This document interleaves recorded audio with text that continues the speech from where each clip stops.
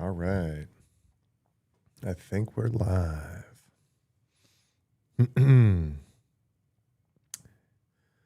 Give some people a few seconds. Get my coffee going.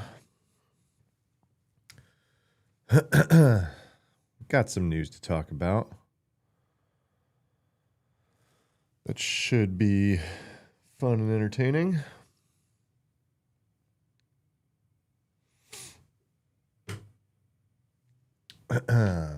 Morning.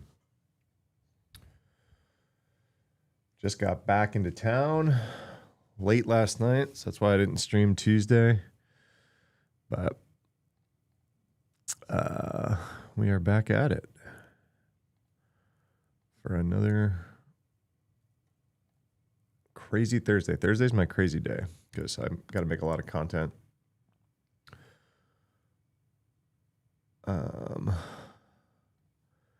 You know what I figured I was missing on stream?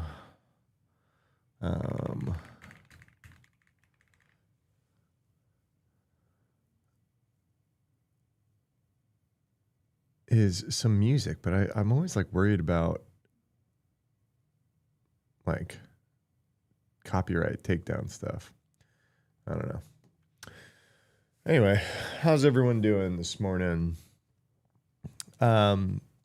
There's a few pretty obvious ones that I saved that I wanted to talk about this morning.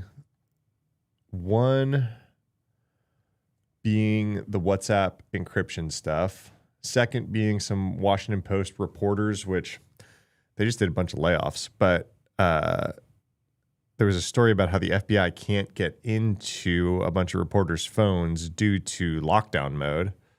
That was pretty good. I've got a Unit 42 post that looks really good about, what's this group? Shadow campaigns. So plenty that do copyright free music. Yeah. Yeah, I got to pick a playlist to do that.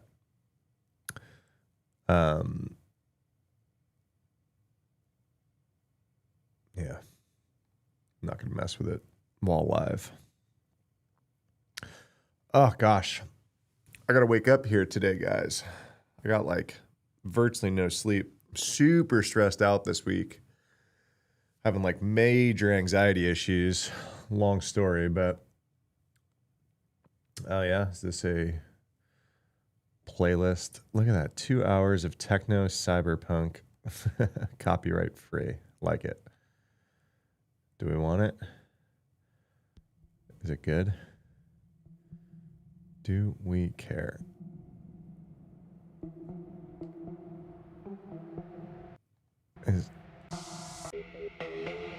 Oh, it's on my headphones. That's why.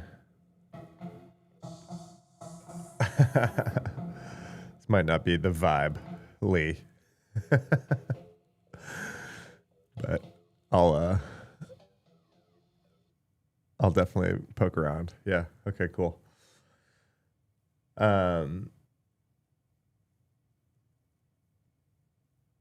Luca, I do. You can find my sponsors page on volnew.com. Fair warning, based on your message, we're probably not a good fit.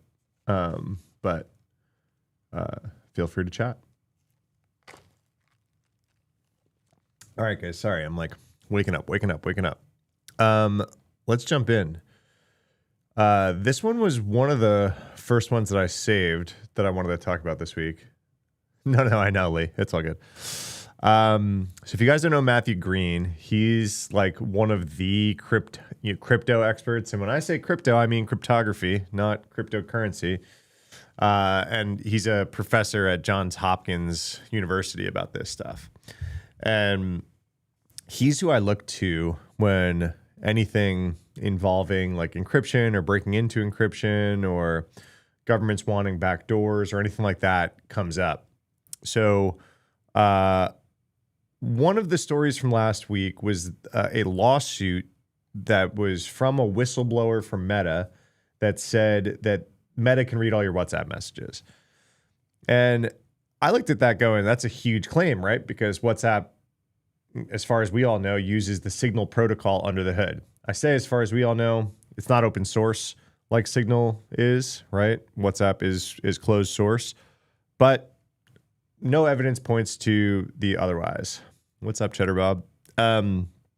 So I was happy that, I was kind of talking about it. I made a video about it because at the same week, some stories about like an ICE group chat in Minneapolis that like leaked to the feds, and news reporters that are not technologists were claiming that, what does this say about Signal's security, right? And it says that someone let someone into a group chat that showed the feds what was in it, right? There's no back door into this stuff. And so I was not a fan of all the fear mongering going on between WhatsApp and Signal. Then my comments kind of like lit up, and they were like, hey, WhatsApp and Signal are on two very different tiers when we talk about this stuff.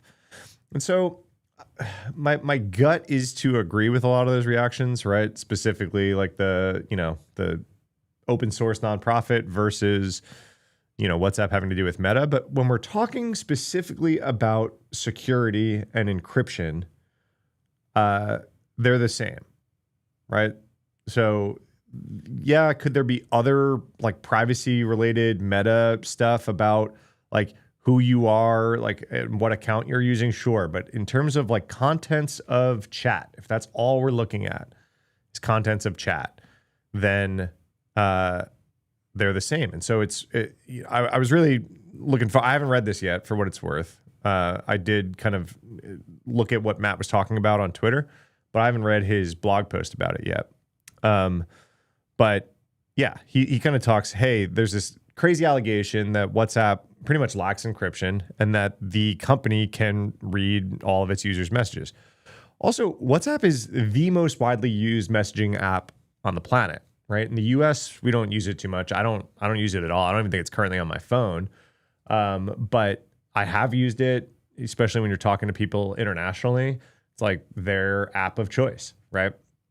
I've been in a part of a few groups that was their thing. They made a WhatsApp group. And so I had to download it then. I don't think I currently have it on my phone. It's not like something that is heavily used at least in my social circle in the US. I don't know. What do you guys, do all of you have WhatsApp accounts? They have like 2 billion accounts or something like that. It's a pretty insane number of people.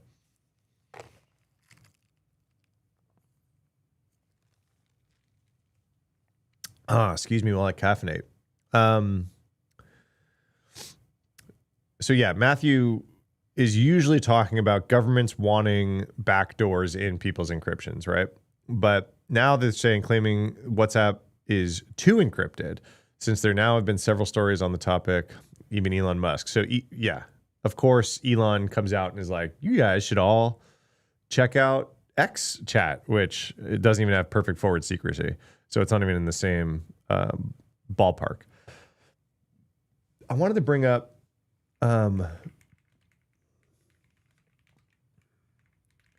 there's a website. Yeah. Look, check this website out. I've used this website to like point people to. It's called like securemessagingapps.com, and it kind of compares, because every time I do one of these, I'm generally talking about the popular ones like Signal, Telegram, and WhatsApp, and then obviously like iMessage and whatever. So this website, securemessagingapps.com, is a good one to like show just this whole comparison, right? Lee, I don't use it, but I was in Puerto Rico. I noticed that everyone used it. Yeah, I was actually curious about Canadians and stuff like that. You don't really have a need for any end-to-end chat apps. Yeah. Depends on how you define need and all that kind of stuff. So what do I think about Signal? Signal is like my preferred. This is what I point people to. So this matrix is pretty good in terms of comparing them all. And there's always like a whole bunch of like other ones down here. I think this is a little old. Let's look at the changelog really quick. So we're looking at December 2025 is the last time that this person is, so moderately up to date. I just was curious if like Twitter, is not branded X just because, vibes, or if this is out of date. But I do know some of these other things are correct, right? Still. So Signal kind of talks about, and they kind of talk about the overview and just their general recommendation. And if it's not recommended, why? And then it kind of goes through each of the different things, red being bad, yellow being like meh, and then green being like a good answer to a particular question, right? So the company jurisdiction, so which government might have some sway on some of these things. No one gets a green. Every government, has some concerns about stuff, infrastructure. But we can kind of see this this WhatsApp column. This user says no. The point that they make is messages can be read by Facebook if marked as abusive. So basically, if the person you're talking to reports the chat, it forwards it to a moderator. So it's not like they can kind of reach in and scoop up whenever they want. But if you click that report button, it does forward it on to the company. But then, yeah, obviously there's, other reasons why people might not recommend it related to Meta in terms of like your personal data about your account that might be tied to it. And then closed source, right? So that's like this person's stuff. But when it comes to the encryption, we'll get, we'll keep going down. We could talk about surveillance capability, implicated in giving customer data to intelligence agencies. Facebook is, and so that counts for WhatsApp, but not contents of chats, right? Transparency reports give everyone points. Company's general stance on customer privacy, right? Like this is the kind of stuff that people talk about. So it's like, yeah, we can have a conversation about Meta and its stance on user privacy and how they monetize people's stuff, right? And all the other, information about your account.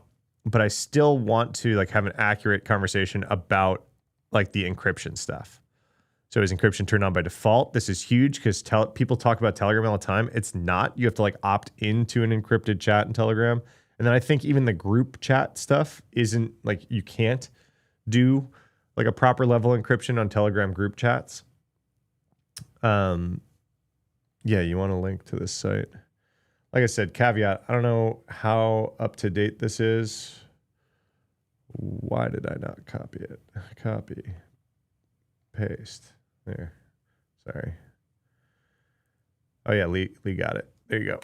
And then we can kind of talk about the different crypto algorithms and cipher suites and stuff like that the people use and what's best and worst. App and server completely open source. Obviously, this is where Signal kind of comes out ahead. Can you use the sign up for the app anonymously? This is where people ding Signal still, that you do need to give your phone number.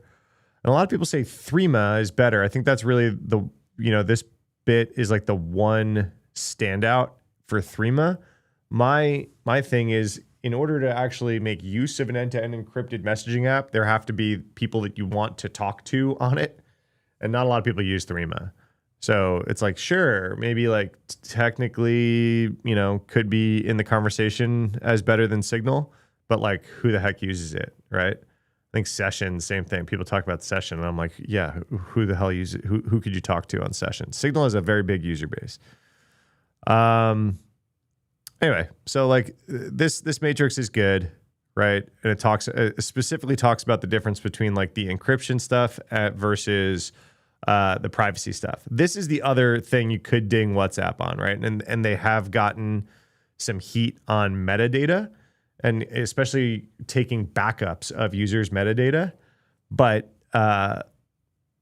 yeah, into like the lawsuit. Let's get back to the lawsuit, because the lawsuit talks about them actually being able to read chats, contents of chats, which is just crazy. Okay, so, and again, Matthew, professor at Johns Hopkins, cryptographer, Like he is one of the utmost experts on the encryption topic and has absolutely zero reason to like defend Meta for any of this. I'm sure he's not like the biggest Meta fan, as he's like a privacy hawk, right?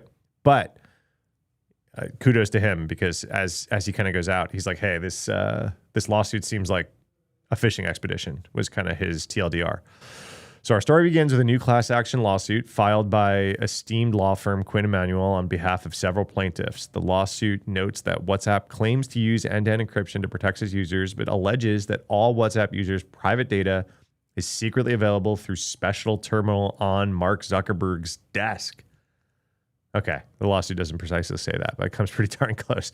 I was about to say that's kind of crazy. WhatsApp, so this is from the lawsuit. WhatsApp and its parent company, Meta, store, analyze, and can access virtually all of WhatsApp's users' purportedly private communications. This is like the main sticking point for me. If you were going to say WhatsApp can access a lot of users' data, like about their profiles and location and all sorts of stuff, it's like, well, yeah, it's a Facebook account, right? Yeah, I got you on the link.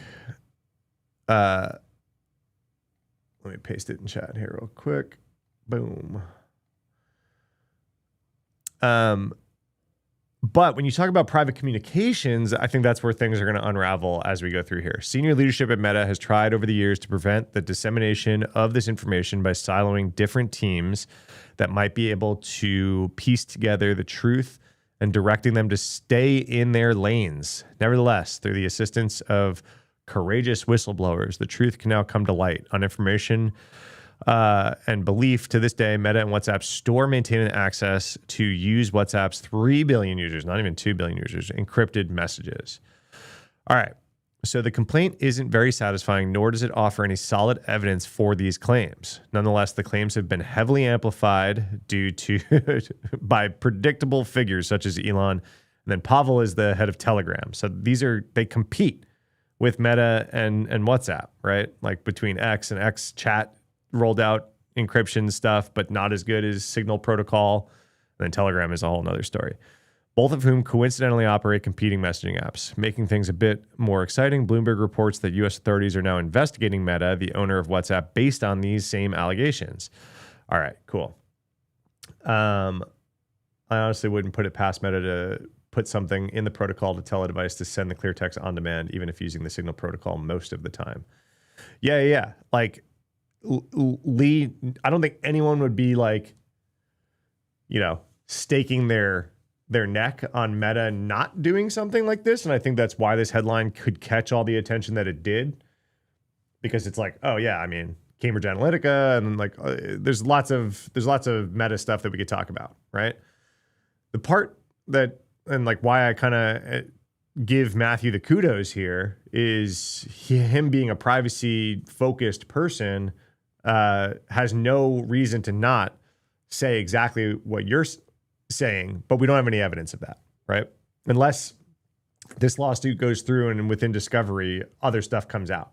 Right now, we don't have it. All right.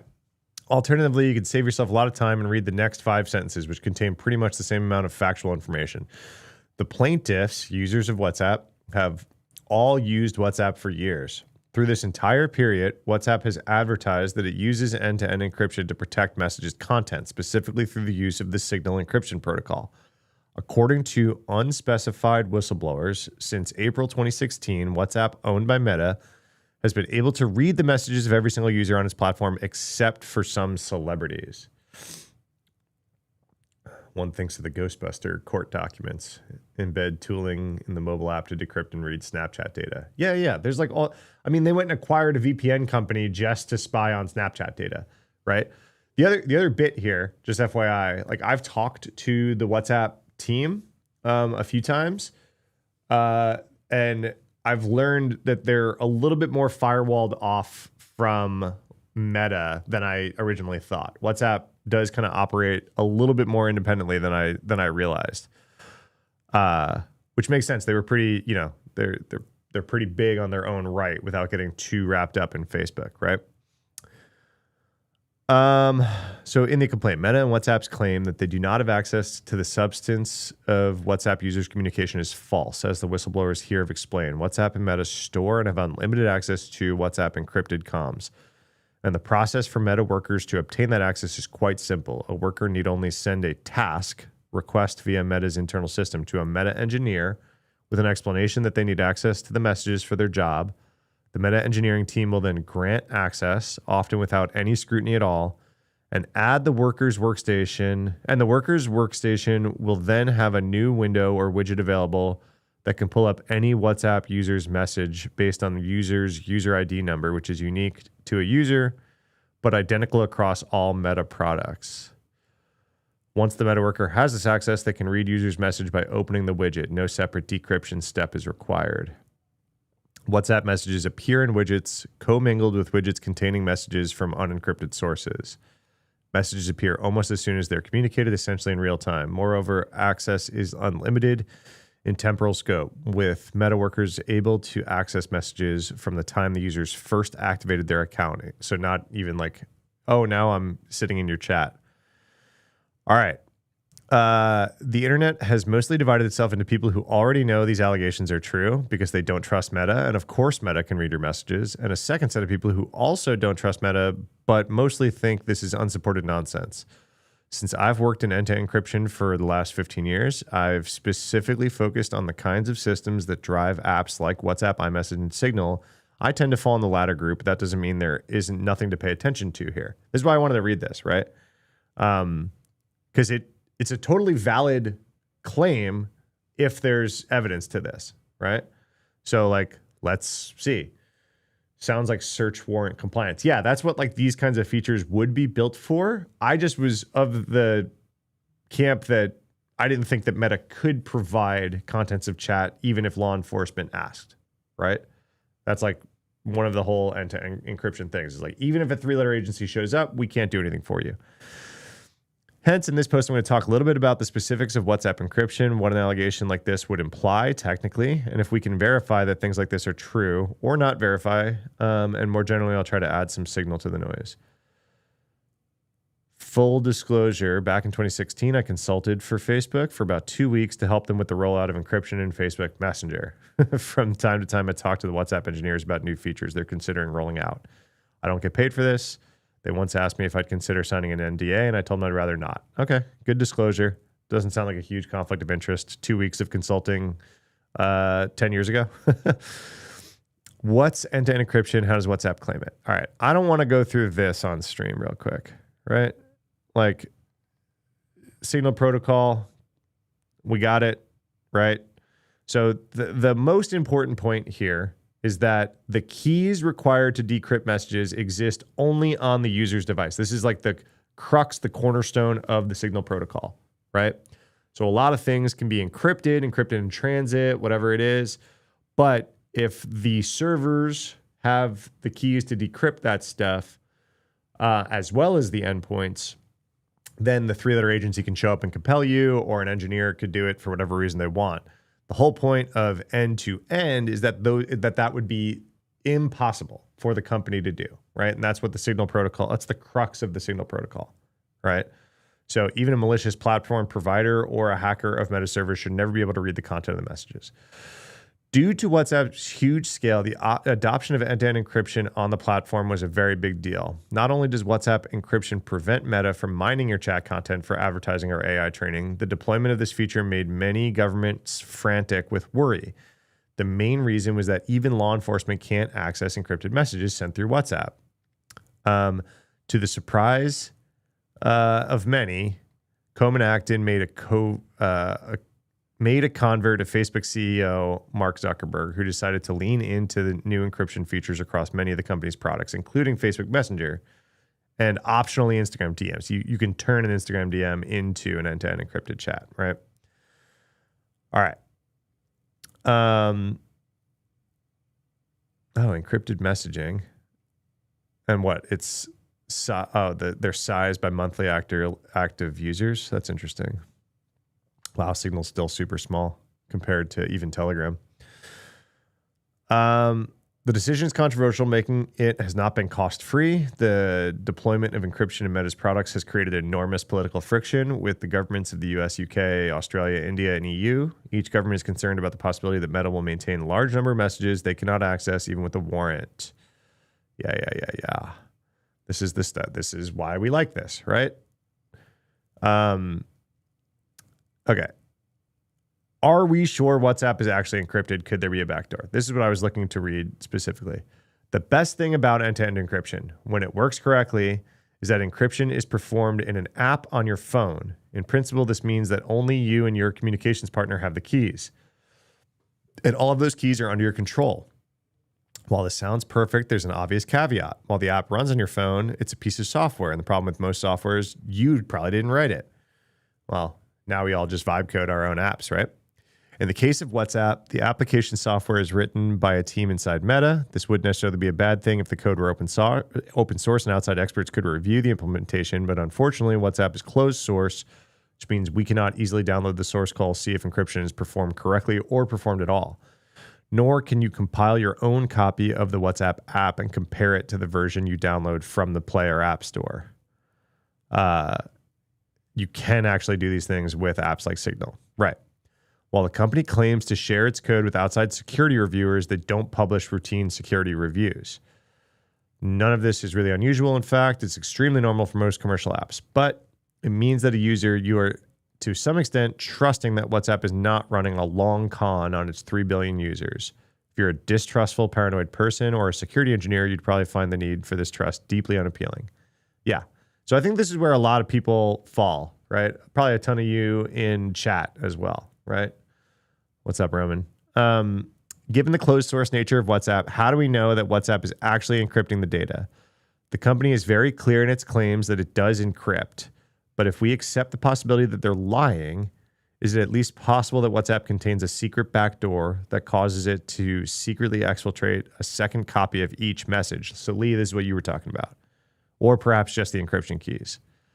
I cannot definitely tell you that this is not the case. I can, however, tell you that if WhatsApp did this, they, 1, would get caught, and 2, the evidence would almost certainly be visible in WhatsApp's application code, and 3, it would expose WhatsApp and Meta to exciting new forms of ruin. That's such a great sentence. The most important thing to keep in mind here is that Meta's encryption happens on the client application, the one you run on your phone. If the claims in this lawsuit are true, then Meta would have to alter the WhatsApp application so that the plain text unencrypted data would be uploaded from your app's message database to some infrastructure at Meta, or else the keys would have to do that. And this should not be some rare occasional glitch. The allegations in this lawsuit state that this applied to nearly all users and for every message ever sent by the users since they signed up. Those constraints would tend to make this a very detectable problem. Even if WhatsApp source code is not public, many historical versions of the compiled app are available for download. You could pull one down right now, decompile it using various tools to see if your data or keys are being exfiltrated. I freely acknowledge that this is a big project that requires specialized expertise. You will not finish it by yourself in a weekend. And commenters on Hacker News have politely pointed out to me. Yeah, I'm sure, super polite. Still, reverse engineering WhatsApp client code is entirely possible, and various parts of the app have indeed been reversed several times by various security researchers. The answer really is knowable, and if there is a crime, then the evidence will almost certainly be right there in the code that we're all running on our phones. If you're gonna metaphorically commit a crime, doing it forensically detectable manner is very stupid. Okay, so sorry to just be reading this straight, but this is all like the important parts of this, and it's an important topic, right? I mean, this makes sense, right? So they're basically saying like, hey, yeah, we're trusting it, but we're trusting it because if they were lying, we would have seen it by now. Right? Or we're like gonna see it at some point, and that would really, mess them up pretty bad. WhatsApp is known to leak metadata, backup data, business comms. Yeah. So this, I know, right? Like the metadata stuff is known that they backed up. So online commenters have pointed out that there are loopholes in WhatsApp's end-to-end encryption guarantees. These include certain types of data that are explicitly shared with WhatsApp. Business communications, when you WhatsApp chat with a company, In fairness, both WhatsApp and the lawsuit are very clear about these exceptions. WhatsApp owned privacy material talk about how personal message content is protected while other categories of data exist. The backup situation is a choose your own adventure novel. If you use native device backup on iOS or Android devices, like an iCloud backup, your WhatsApp message database may be included in a device backup sent to Apple or Google. Whether that backup is end-to-end encrypted depends on what your provider supports. So Apple does have advanced data protection for that exact use case now, right? You have to opt into it, though. Note, in both cases, the backup data ends up with Apple or Google, not Meta. But that still sucks. Got it. WhatsApp has its own backup feature.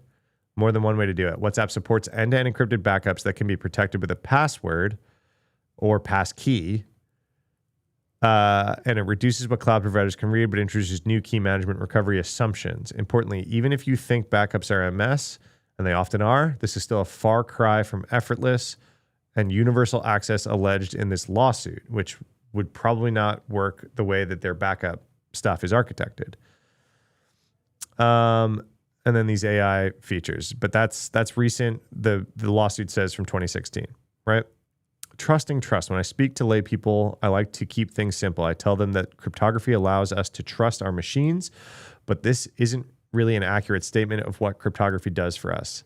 At the end of the day, all cryptography can really do is extend trust. Encryption protocols like Signal allow us to take some anchor point, a machine, a moment in time, a network, a piece of software, and then spread that trust across time and space. Done well, cryptography allows us to treat hostile networks as safe places, to be confident that our data is secure when we lose our phones, or even communicate privately in the presence of most data-hungry corporations on the planet.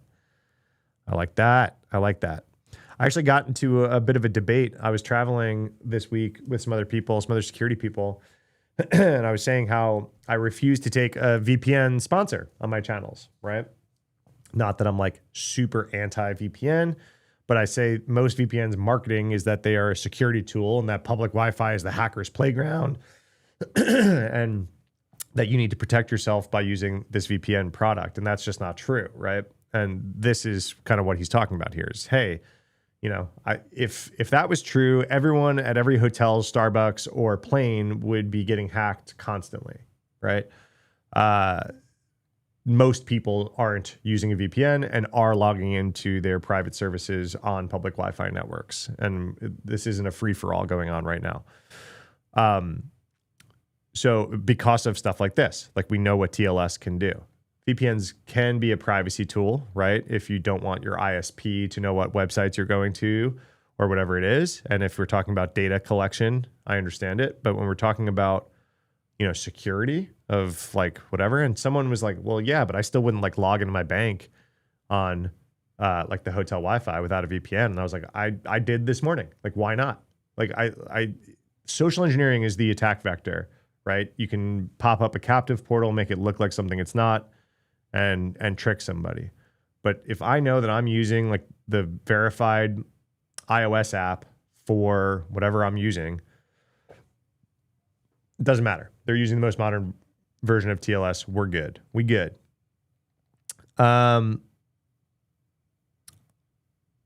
If you don't trust WhatsApp and there are reasonable non-conspiratorial arguments not to, then the correct answer is to move to another application. I recommend Signal. Without leaving evidence in the code, WhatsApp could try to compromise the crypto purely on the server side, by example, running a man-in-the-middle attack against users' key exchanges. This has been proposed by various government agencies as a way to attack targeted messaging app users. The main problem with this approach is the need to target performing mass man-in-the-middle against WhatsApp users in a manner described by this complaint would require disabling the security code system within the app and hoping that nobody ever notices that WhatsApp servers are distributing the wrong keys. This seems very unlikely to me. So, yeah, I don't know. He's basically saying, could it be true? Sure. Is it likely without some really strong evidence? No. No. VPN marketing being based on pre-mass TLS adoption is bonkers. Yeah, dude. Like NordVPN, like runs YouTube. The YouTube economy runs off of NordVPN and Squarespace, right? And Nord is all their marketing is basically pre-TLS, right? Does it become a security tool when it's used for corporate? It's more of an access tool at that point, Roman, right? Like at that point, you're talking about a corporation is limiting, and it's not even the right way to do it anymore in 2026, right? But a lot of corporations want to have this like special snowflake sense of, oh, if people are on this IP space, they get special access to special information, right? So you got a VPN into this IP space, whether that's actually like a physical corporate network. If you work for like a big legacy company that has lots of like firewalls and an internal network and an external, you know, a DMZ and an external access and all this kind of stuff. I've worked at places like that, right? And you got a VPN into the walled garden. If you're starting a company in 2026, that's not the recommended approach anymore, right? We've kind of moved to zero trust, basically saying, hey, I don't care if you're on this special walled garden. Actually, I don't even want a walled garden for like my endpoints. I'm just going to not trust any of these endpoints. You have to prove that you have permission to access whatever it is you're requesting at all times, right? That's more like certificate-based stuff, or like Cloudflare has like Warp and all these things that are not VPNs, but they're more like device authentication and trust, right? Which is the more modern way to do it. So like you're asking, does VPN become a security tool when it's used for corporate? I guess, right? But the VPN itself, the encrypted tunnel that you're like providing someone, is not doing any more encryption than TLS does, except for DNS stuff, right? Because DNS gets to be part of the tunnel.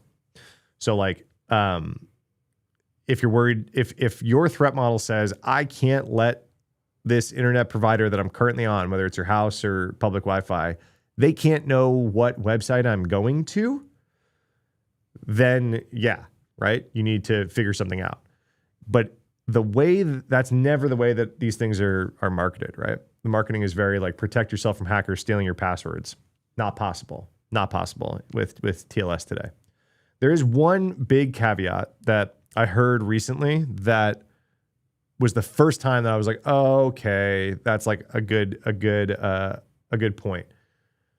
A lot of mobile apps today will roll their own web browser, which is dumb. Don't do that, right? But a lot of them, like if you click a link, they want to keep you in app. They don't want to send you out to your web browser, right? So if you're in TikTok, you're in Instagram, you click a link, they have their own web browser in the app that pops up and shows you the link that you just clicked without sending you out of app. Apparently, and I don't know which ones, but apparently some even popular apps, web browsers are not good and could be vulnerable to like downgrade attacks and like forcing people off of TLS and onto SSL and all this kind of stuff. At that point, you're not on Chrome, you're not on Chromium, you're not on Firefox, you're not on Safari. You don't have any of those same kind of built-in warnings that like, hey, you just got like downgraded and all this kind of stuff. So at that point, I'm like, okay, yeah, understood, right? I don't know which apps the person that told me this was talking about, but they said they were like, hey, you'd be surprised, right? There's some pretty popular apps with really crappy web browsers built in. All right, that's a good point. So if you're doing something in a web browser from another app, but that's not really a lot of people's main use case, right? If you're like logging into something, you're very rarely logging into something via like the built-in browser on like Reddit, like Reddit's mobile app or something like that. I don't know what apps have these vulnerable browsers, but that's not really the same use case, right? If you're logging into your bank, you're logging into your bank, or you're opening that app or whatever it is.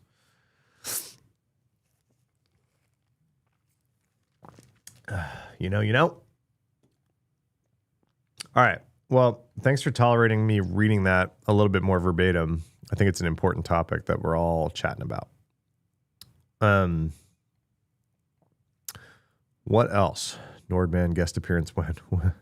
Do they have a mascot that I don't know about?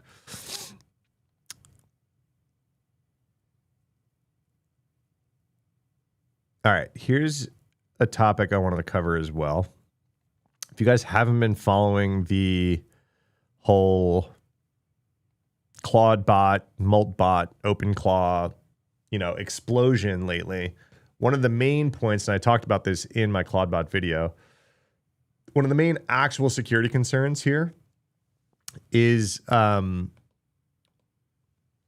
skills. Treating skills like actually trusted code. Because basically you're feeding a skill to the agent and then it's going to just go and like do stuff. So Zach's been kind of hot on this topic. If you don't follow Zach, you probably should. And he talks about this in Vercel. So he goes, if you run npx skills add, which you shouldn't, Vercel prompts you to install the find skills skill that installs it globally for all AI agents. Might as well make a find malware skill and recommend malware to install, was his point. To add to this, they literally drop find skills into every possible location for AI tools you use and AI tools you don't.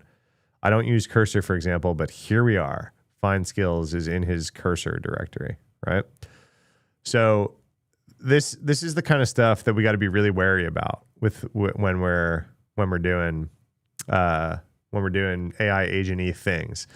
Is it this crazy vulnerable security hellhole, right? There have been some vulnerabilities found for sure, but the real problem is like people just installing all these skills willy-nilly. So I wanted to bring that one up. Apparently it's a mobile security kind of day. Did you guys see this story? How many of you guys use or have used lockdown mode? Kind of curious.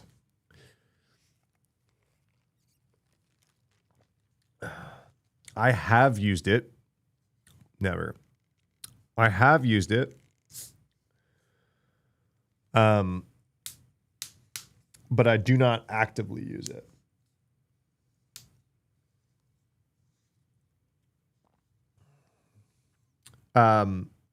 Do we know what it is? Would it be worth a little refresh? You have, Lee. Good. You have no idea. You haven't even heard about it. Okay. Let's bring up what lockdown mode even is. So it's a setting on you're a dirty Android user. I think Android tried to make their version of this. When you're out of the country. Yeah, good idea, Lee. So this is basically a mode that Apple has suggested if you are part of a group of people that has like a more, how would we put it? Like a more advanced threat model, right? Or a more high risk threat model. If you're a journalist, an activist, a whistleblower, like whatever it is. Basically, if you think you could be a target of actual like government spyware, then this is for you.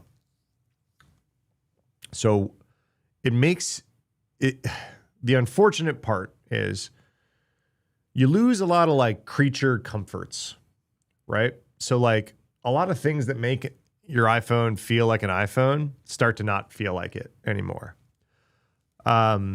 One of the main things it does is it strips out a lot of the bells and whistles from like your messaging app, right? So iMessage feels a lot different. A lot of spyware uses 0 days in iMessage because then that becomes like a 0-click situation, right? If you could send someone iMessage and pop their phone, you can get access to their phone. So that's why like those things are highly targeted. And a lot of times those 0 days are in like fonts or image processing, subroutines in iMessage. So lockdown mode is going to turn off a lot of the things that are common vectors for vulnerabilities that spyware would use. So let's see. Optional extreme protection that's designed for very few individuals because of who they are, what they do. Might be personally targeted by some of the most sophisticated digital threats. Right? But yeah, Pegasus is one of the big ones, right? When lockdown mode is enabled, your device won't function like it typically does to reduce the attack surface that potentially could be exploited by highly targeted mercenary spyware. Lockdown mode is available on iOS 16 or later. I recommend everyone play with it just because it's always interesting to see like what stuff goes away and like why that goes away. Like, oh, is that where like vulnerabilities hang out? Like I said, Messages is kind of the big one, right? Most messages attachment type are blocked other than certain images, video, and audio. Some features such as links and link previews are unavailable. Isn't the only indication of Pegasus a text message? Yeah, and if it is actually a zero-click exploit, they can generally, if the text message gives them root, like they'll erase the text message right away also, right? So it's not even like you'll have like a weird text sitting there hanging out. They erase their tracks as soon as they get access. Web browsing is also feels super different, right? So like a lot of like more dynamic web content is kind of stripped out. So some websites load more slowly or not operate at all. Yeah. So this is why it's kind of hard to leave your main phone in lockdown mode. Is stuff just starts to not work, right? Web fonts might not be displayed. Images might be replaced with the missing image icon. This was my experience for sure. Incoming FaceTime calls are blocked unless you have previously called that person or have contact within the past 30 days. Because FaceTime also has had 0 days in it. Features such as share play and live photos are unavailable. Apple services, so incoming invitations for Apple services such as invitations to manage a Apple Home are blocked unless you have previously invited that person. Game Center is also disabled. So this is almost like a hit list of like where vulnerabilities have showed up in iOS that spyware has used in the past, basically. I remember like a bunch of these. I remember the FaceTime one. There's been a ton of iMessage ones. There's been a ton of web fonts ones, right? In WebKit in Safari. That's like a lot of Safari vulns are WebKit like things. Apple Home, you got to imagine, right? Photos. When you share photos, location information is excluded. Sharing albums are removed from the photo apps, and new shared album invitations are blocked. So again, invitations to things from unknown numbers is like, you could just read that as 0-click things going on, right? You still view these shared albums on other devices that don't have lockdown mode enabled. Your device won't automatically connect to Wi-Fi networks, will disconnect from non-secure Wi-Fi. 2G and 3G cellular support is turned off. So a lot of like downgrade to 2G and 3G stuff just can't happen. If you do want to turn it on, you can kind of find it in your chat settings. Oh man, I'm getting a phone call I should take. Sorry guys, one sec.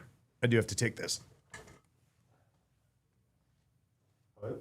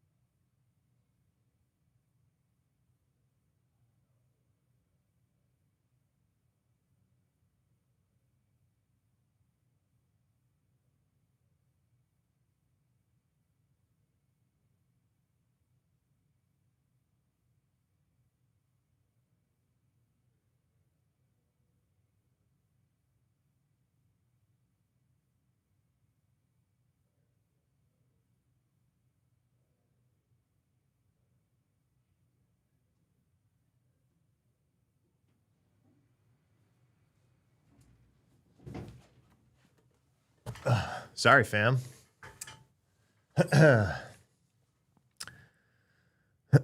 Chair stream. Was chair stream fun for everybody? Did you guys behave? Scrolling up. Doesn't seem like anyone was too crazy. Water break. Lost a few of you. WhatsApp new protection. Important call. Sorry, me and Matt's stream is now using lockdown mode. Yeah. Yeah, sorry guys. Important phone call. I don't even use this phone for anything that's not important. So when this phone rings, I'm like on it.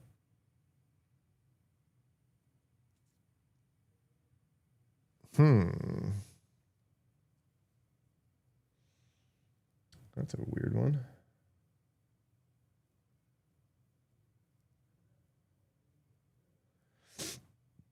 I'll figure that out later. Got some weird money stuff going on. Stressing me out, man. I can't even freaking sleep. Anyone else like anxiety and stress mess with your sleep? My sleep score was like nothing last night. Oh God, like 2-3 nights in a row, I've woken up at like 3 or 4 in the morning and just like cannot go back to sleep. I like put audiobooks on and stuff. It's hard. All right, so we kind of went down what lockdown mode is, right? Why I was talking about lockdown mode. Was this the WhatsApp blog? That's the WhatsApp blog. Where's this one? So this is why I wanted to talk about it. So usually you're talking about lockdown mode. You're talking about stop nation state level spyware from messing with stuff, right? In this one, it's like, hey, FBI couldn't get into Washington Post reporters. This article came out, what the hell's today's date? It's today's 5th. This article came out yesterday. This morning, I saw a bunch of Washington Post reporters got laid off. Or was that also yesterday? Time is a flat circle, and I slept for 4 hours, so I don't even know what it is. So I didn't get the context of why the FBI was trying to get access to reporters' phones. The court record shows what devices and data the FBI was ultimately able to access after raiding the home of reporter Hannah Natson in February as part of an investigation into leaks of classified information. Okay. It also provides rare insight into the apparent effectiveness of lockdown mode. Interesting. Because the iPhone was in lockdown mode, CART could not extract the device, referring to the FBI's Computer Analysis Response Team, a unit focused on performing forensics analysis of seized devices. So this is interesting to me because I thought, and maybe this was like an ignorant thought, that even without lockdown mode, that unless they could compel the user, the owner of the phone, to do biometric-y things, which they can, like they can compel DNA samples, they can compel your Face ID or your fingerprint. But I thought, other than that, I thought they still were unable to do most of what they would want to do on an iPhone, not in lockdown mode. But this is making it sound like it was only lockdown mode that stopped them. The one thing that I do know is that it's kind of cat and mouse. There's like that, Celebrite tool or whatever it is that that law enforcement uses, and that if whatever access that Celebrite has is kind of like on a timer, right, for a few months until they fix the bug that the tool is using to kind of break in. But I thought after like Secure Enclave and all that, I didn't think that the FBI could do it. This is making it sound like they figured it out. So FBI raided the reporter's home as part of an investigation into government contractor who is charged with, among other things, retention of national defense information. The government believes Perez was a source of this reporter and provided her with various pieces of classified information. While executing a search warrant for his mobile phone, investigators reviewed signal messages between the reporter and the source. Then the government obtained search warrants for the reporter's residence, vehicle, and person. Those warrants included language that would have legally allowed them to press the reporter's fingers onto the device or hold them up to her face. Okay, so I was right. So they can't just like break your iPhone. All right. Upstairs in the reporter's residence, the FBI found a powered off silver MacBook Pro and Apple iPhone 13. Okay, no, iOS 16 was when lockdown mode came, not iPhone. iPhone 13 is that the latest? What are we up to? No, we're up to 16. So it's only a few years ago. A handy branded audio recording device and a Seagate portable hard drive. The iPhone was found powered on and charging. Its display noted that the phone was in lockdown mode. Roman, yeah. Yeah, it's a thing. CART began processing each device to preserve the information. The handy recorder and the Seagate portable drive had been processed, but no review occurred. Because the iPhone was in lockdown mode, CART could not extract the device. Similarly, the MacBook Pro could not be imaged. All right. The court record mentioning lockdown mode, filed around January 30th. Apple primarily markets lockdown mode as a feature to mitigate remote access spyware sold by companies like NSO Group. That's what we're talking about, Roman, to reduce the attack surface that potentially could be exploited by highly targeted mercenary spyware. A small section on lockdown mode page also mentions mitigations around connecting an iPhone to an external accessory. Device connections. To connect your iPhone to an iPad or accessory, another computer device needs to be unlocked. To connect your Mac laptop with Apple Silicon to an accessory, your Mac needs to be unlocked. Mobile forensics tools such as Graykey and Cellebrite, which law enforcement used to break into phones, work by physically connecting to the phones to then unlock them. Right. So I know that Cellebrite has like a window where things work. iOS releases an update. It doesn't work. And I think it's like a 4 or 6 month kind of lagging indicator. Many advanced forensics techniques and law enforcement tools rely on vulnerabilities that lockdown mode explicitly blocks or limits. Cat and mouse. Yep. So before first unlock. So this is also a major thing for everyone to understand, is that when you reboot your iPhone and don't unlock it, it's in a completely different state called before first unlock, which does stop a lot of these other tools. So this is why a lot of security and privacy people will tell you to restart your phone a lot or turn it off overnight or whatever. Apple quietly introduced code that was rebooting iPhones after they had not been interacted with for a period of time, making them harder for police to unlock. So this actually happened in was this the story that they rebooted in their evidence locker? Yeah. So iPhones sitting in evidence lockers just started turning themselves off, which put them in this before first unlock mode, which then nullifies any of this stuff from working, which is kind of crazy. The FBI was still able to access another of the reporter's devices, namely a second silver MacBook. Once open, the laptop asked for Touch ID or password. The reporter said she does not use biometrics for her devices, but after the investigators told her to try, when she applied her index finger to the fingerprint reader, the laptop unlocked. See, they can compel you to do biometrics. The court record says the FBI has not yet obtained a full image of the device, which provides essentially a complete picture, but the agents did take photos and audio recordings, blah, blah, blah. All right. Kind of interesting. I think this had less to do with lockdown mode. Right? The only thing that the court doc mentions it, but if it was locked and they couldn't compel biometrics, does lockdown mode doesn't stop biometrics, right? I don't think it does. Photos, device connections, wireless connectivity, configuration profiles. I don't think it does. I think you could still use Face ID or Touch ID in lockdown mode. So I'm not sure exactly what part of lockdown mode actually was the thing that helped in this situation, but they do mention it in the court doc, so that's kind of interesting.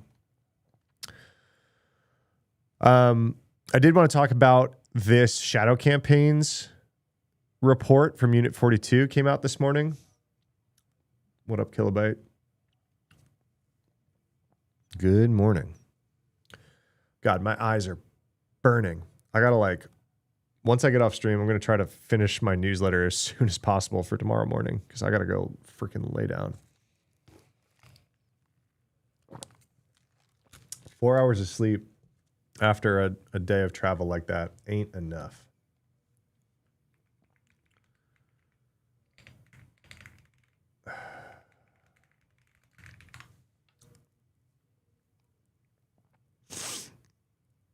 Mm-hmm.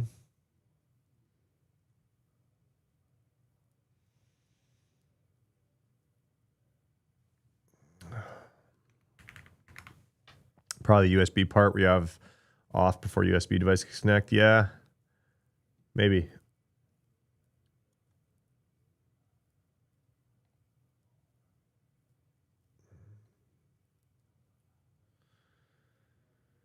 Dun, dun, dun, dun, dun.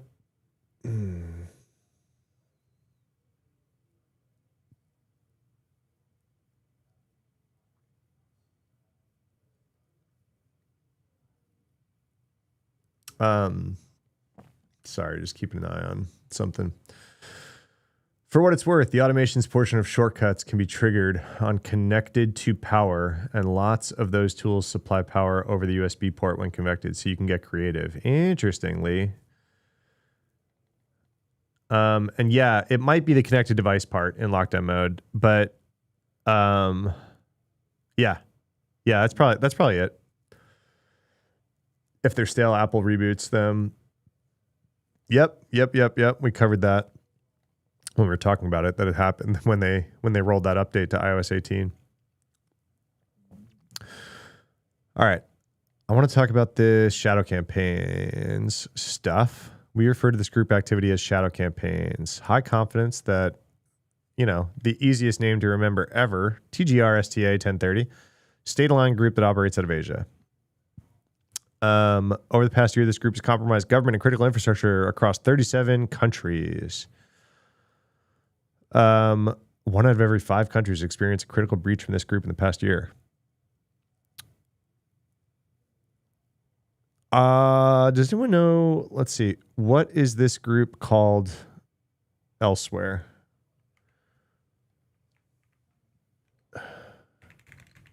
What does CrowdStrike call this group? Does anyone know?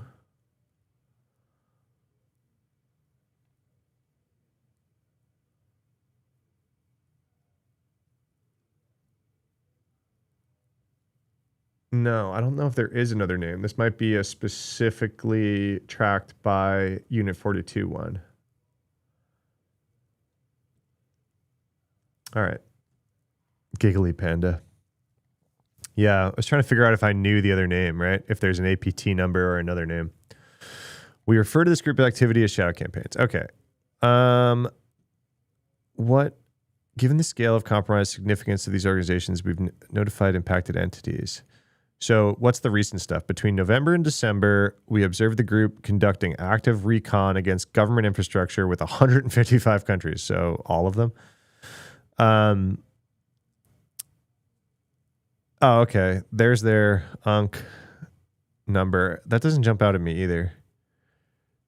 I mean, I know shadow campaigns, but a cluster of malicious phishing campaigns targeting European governments in early 2025. I think, yeah, I remember, weren't they going after German, was this the one going after German defense contractors and energy stuff? As a placeholder to denote temporary group of state-aligned activity while we continue to refine attribution. I think that's really responsible, right? To not just lump this with another group to make it easy. Since our initial investigation, we have identified actor infrastructure dating back as far as January 2024. State-aligned group out of Asia, frequent use of regional tooling. Okay, so phishing. This is the stuff that's fun to see what they actually do. So kudos Unit 42 for putting out actual phishing examples. This is what we can learn from. In February of last year, so a year ago, investigated a cluster of malicious phishing campaigns targeting European governments.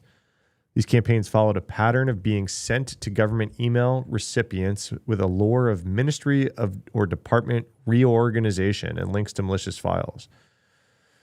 Dear colleagues, we hope you're having a good day. We're proud to announce that the country ministry has made several important changes to its organizational structure. Who notices something interesting about this phishing email? DSSRF code, a cool Node.js library for guarding your sites against SSRF attacks. I'll have to check that out. SSRF, I deemed SSRF like public enemy number one when I was leading AppSec at Reddit. And we're like, hey, stop vuln scanning. We're going to take it out. Who notices something interesting about this email? Oh, wait, maybe never mind. Maybe it's translated. I was going to say, this is pretty good English. So I was going to say maybe it's AI written. If it's a threat actor out of Asia, usually the English isn't necessarily this perfect, but they're saying it's translated. So maybe never mind. Clicking on the link downloads an archive file with language and naming that's consistent with the targeted country and ministry.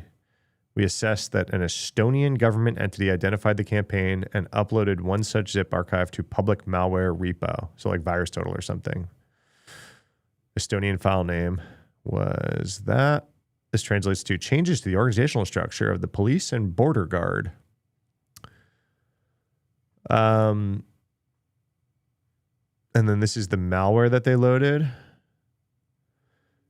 Dual stage execution guardrail to thwart automated sandbox analysis. I think this is table stakes for malware now. We've done a few malware analyses while live over the last few weeks, and every single one of them have had this, haven't they?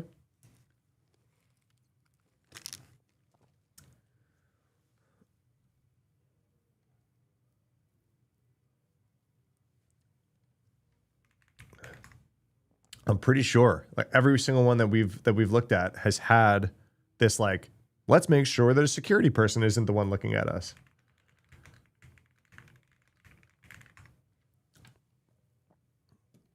Beyond the hardware requirement of a horizontal screen resolution greater than or equal to 1440, the sample performs an environmental dependency check for a specific file in its execution directory. So this is like making sure it's not in a security person's VM.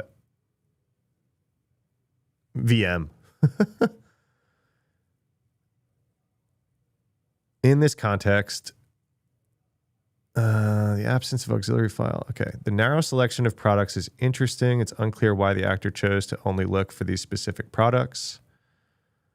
Okay, what are they looking for? Kaspersky, Avira, Bitdefender, SentinelOne, and Symantec. Yeah, it's weird. While various malware families commonly check for the presence of antivirus, malware authors typically include more comprehensive lists that encompass a variety of global providers. Yeah. After checking, the malware downloads the following from GitHub. Should be noted that the GitHub project is no longer available, and the malware performs a series of actions on these files that ultimately result in the installation of a Cobalt Strike payload. Interesting. In addition to phishing campaigns, the group often couples exploitation attempts with their reconnaissance activities to gain initial access of target networks. Yeah, fake images. For example, over the past year, our advanced threat prevention service detected blocked attempts by the group to exploit the following types of vulnerabilities. SAP, Pivotal Spring Data Commons, XSE.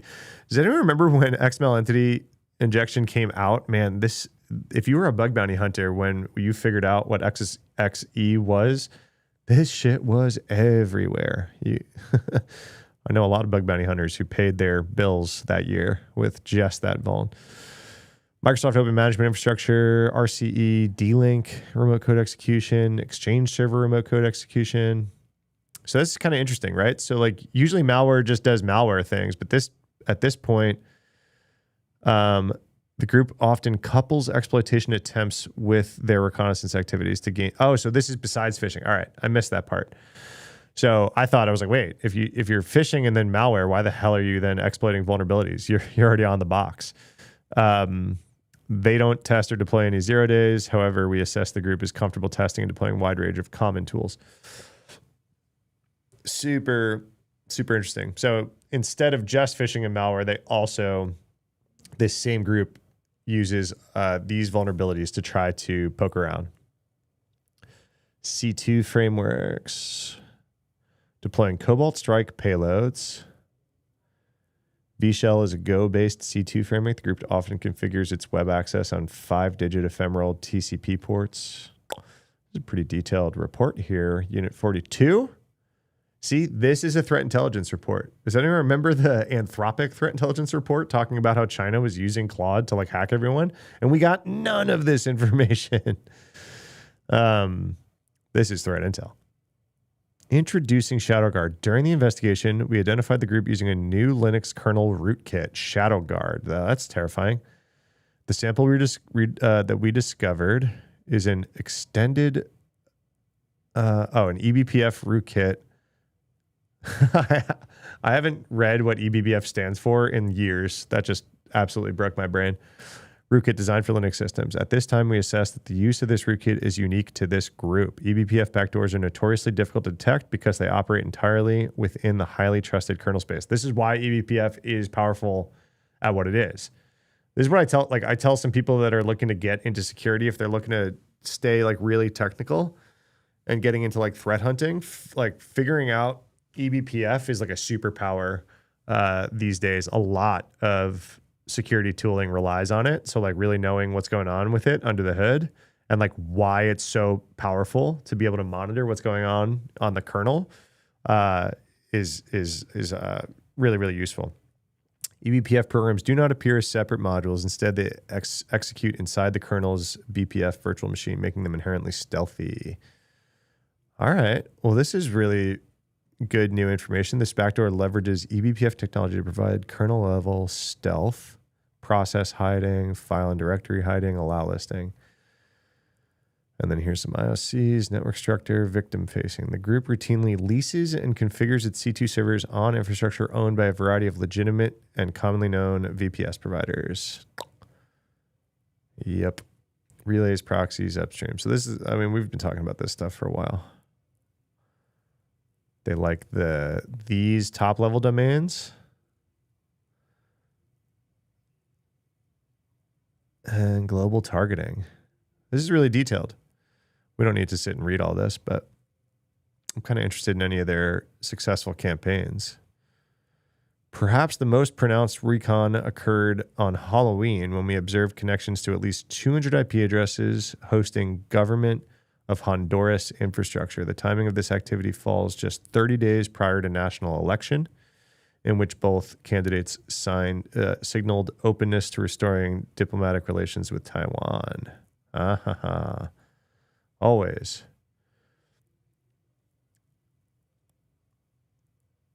Oh, Lee, really good point. Maybe they were only looking at the AV that can actually deal with this kind of Cobalt Strike. Threat actors love .tech and .help. Yeah. Defender was a glaring omission. I thought so too. And then CrowdStrike wasn't there either, right? Like, what was it? It was Sentinel-1.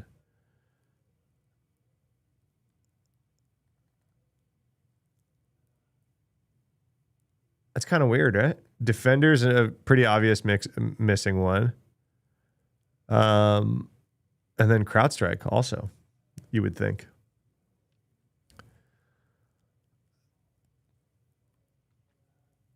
Domains, what else do we... So the Taiwan stuff is always the shot across the bow, right? So like they did a bunch of stuff against Honduras right after Honduras said the word Taiwan. By closely monitoring the timing of the group's operations, we have drawn correlations between several of its campaigns and real-world events. These correlations inform assessments as to the group's potential motivations. Yeah. So we read the Honduras ones. In addition to recon activities, we assessed that the group likely compromised government entities across Bolivia, Brazil, Mexico, Panama, and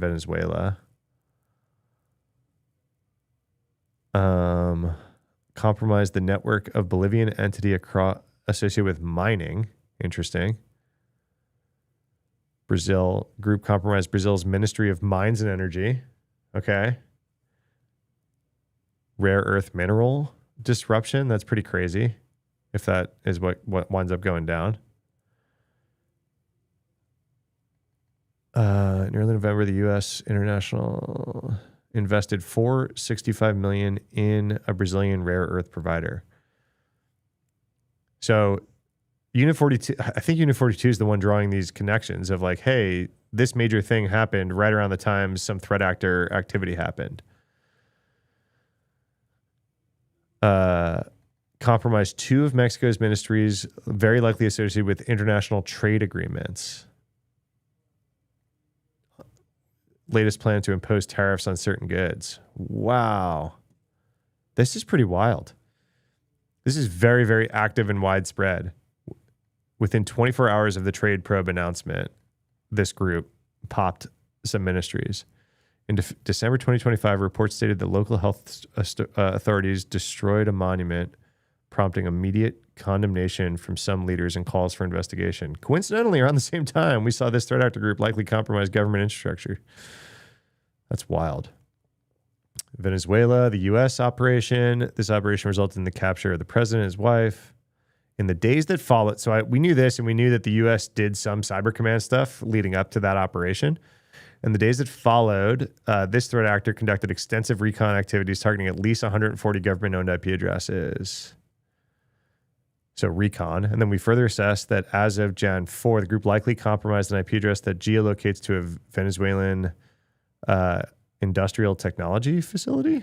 This organization was originally founded as a joint venture between the Venezuelan government and an Asian technology company.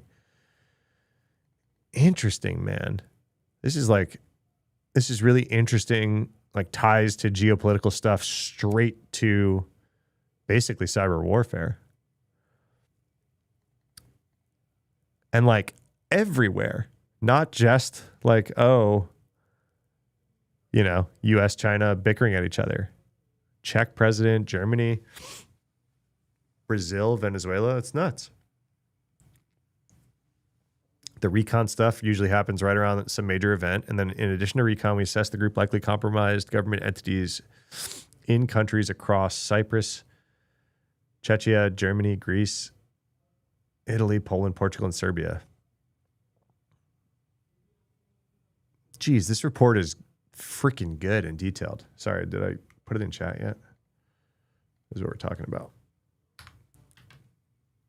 Obviously, all this, everything we talk about today is going to be in my newsletter tomorrow morning. So, this is wild. We are just still scrolling. Look at all the countries. Holy crap.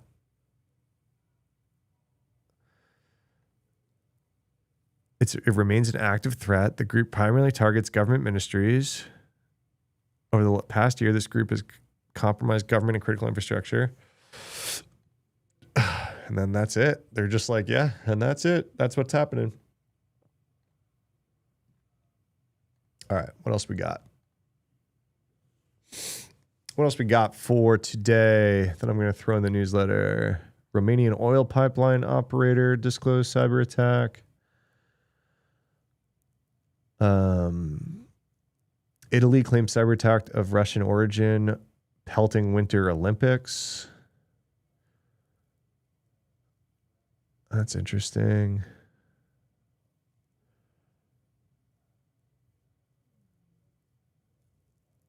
Ransomware attack at Conduit. GovTech giant. I don't know that one. No joke, Lee, right? Jeez, that was like a ton of geopolitical stuff. I wonder if any of that data does wind up. I wonder if Unit 42 shares with Verizon. I don't think so. Probably not.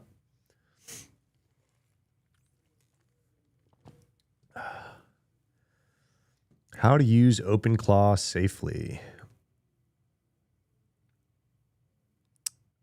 Okay, wait.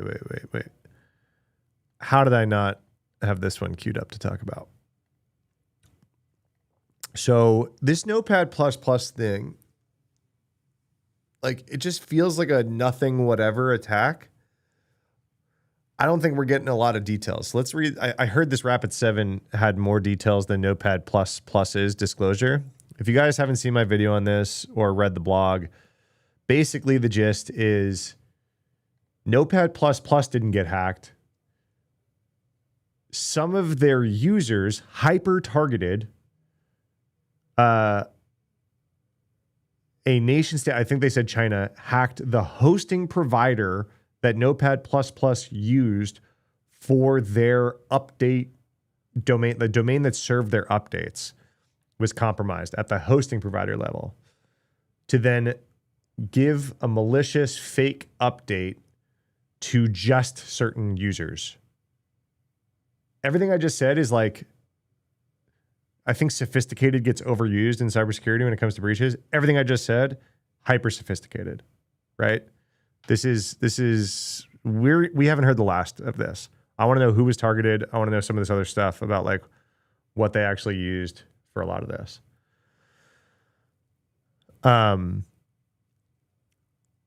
haven't heard it reminded me it's a little less sophisticated than SolarWinds, but it reminded me of SolarWinds. So modern supply chain attacks have evolved. Rather than targeting the application code or even the users themselves, attackers abuse shared hosting infrastructure and weaknesses in update verification. So basically Notepad++ didn't like sign their updates and then verify that on the app side. Now they do in their most recent update. No. So based on the public statements, Notepad++ maintainer, there's no evidence that the application source code or the core development process was compromised. It stemmed from an update delivery infrastructure. Insane. Did the user have to initiate it is a great question. I don't know if it auto updated. Let's see. Rapid7 is publishing attribution to Lotus Blossom, Chinese state-aligned APT. Based on our analysis, we assess with moderate confidence that this group is responsible for the Notepad++. Lotus Blossom has been active since at least 2009. Woo! Known for long-running espionage campaigns targeting government, telecom, aviation, critical infrastructure, media. What should organizations do? Check and update Notepad++ installations. Ensure any instances are running on latest version, which does do this certificate signing verification thing. Historical telemetry. Even though the attacker infrastructure has been taken down, organizations should scan logs and environments going back to October. I thought it was September. Wait a second. They have IOCs? Didn't I just post...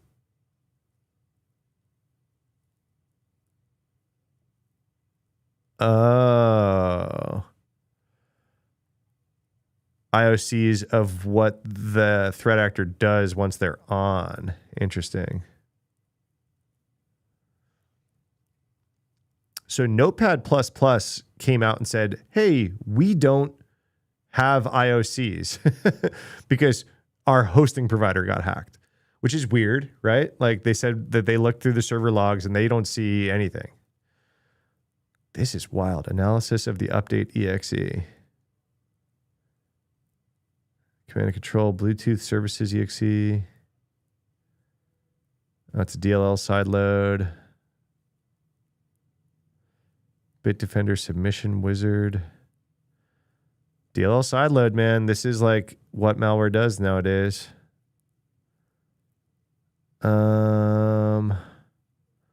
Shellcode, once decrypted by that DLL sideload, is a custom feature-rich backdoor we've named Chrysalis. Wide array of capabilities indicating it's sophisticated and permanent tool.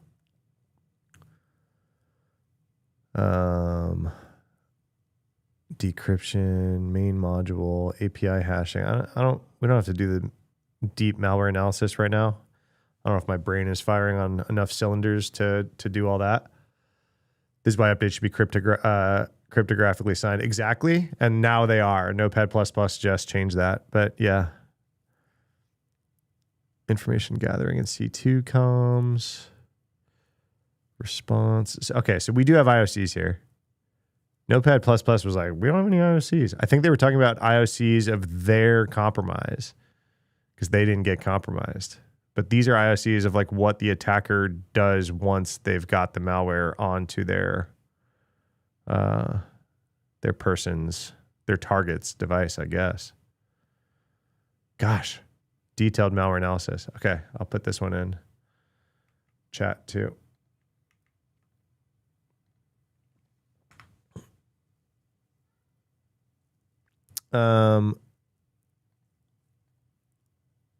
Hunt just understand this activity was selective and low volume. Absence of alerts does not guarantee absence of compromise. That's a really good point. This incident is a case study in how trust is exploited in modern environments. The attacker didn't rely on zero-day or noisy malware. They abused update workflows. Yeah, that's why this one was so scary to me. Okay, this blog was not very useful. This blog was incredibly useful. Tons of IOCs and stuff. What was the conclusion? Discovery of Chrysalis backdoor and the Warbird loader highlights evolution in Lotus Blossom's capability. Okay, so this is new to them. Group continues to rely on proven techniques like DLL side loading, their multi-layered shellcode, and integration of undocumented system calls mark a clear shift towards more resilient stealth tradecraft. Who wrote this? This is a good one. Good job, Ivan. I don't know Ivan, but good job. Is Ivan on socials or anything? I don't know. Okay. Good job, Ivan. Yeah, this one's scary. Didn't NotPetya initially infect via similar compromise of the update servers for accounting software? Is that right? NotPetya, there's a word I haven't heard in a long time.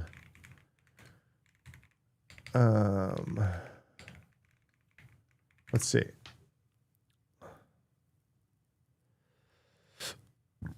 Yep, NotPetya. Initial attack vector was compromised software update for MEDoc, a popular accounting software. Good memory, Lee. I was physically at Microsoft headquarters in Washington when NotPetya dropped. That was crazy.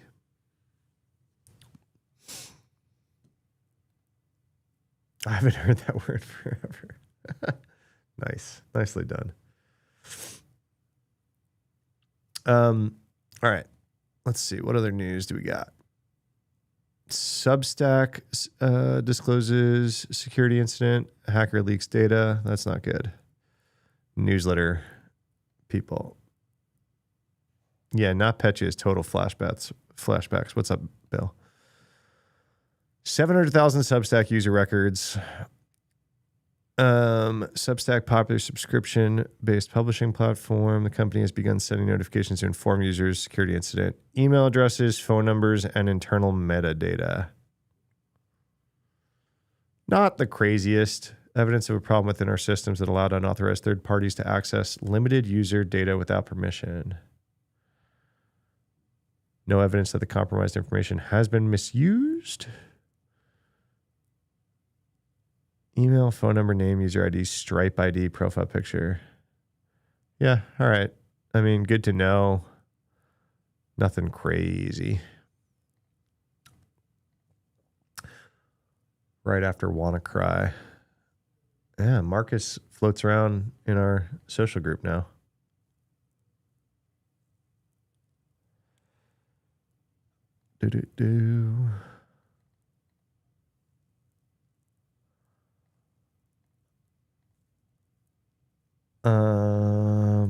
What else? What's this Conduit Balloons? Do we know this? I don't know this company. Does anyone know this company? Breach forums, as the forum icon shows. Yeah. Data breach at GovTech giant Conduit Balloons, affecting millions more Americans. I'm not familiar with Conduit. Should I be? Is that the 4 hours of sleep talking?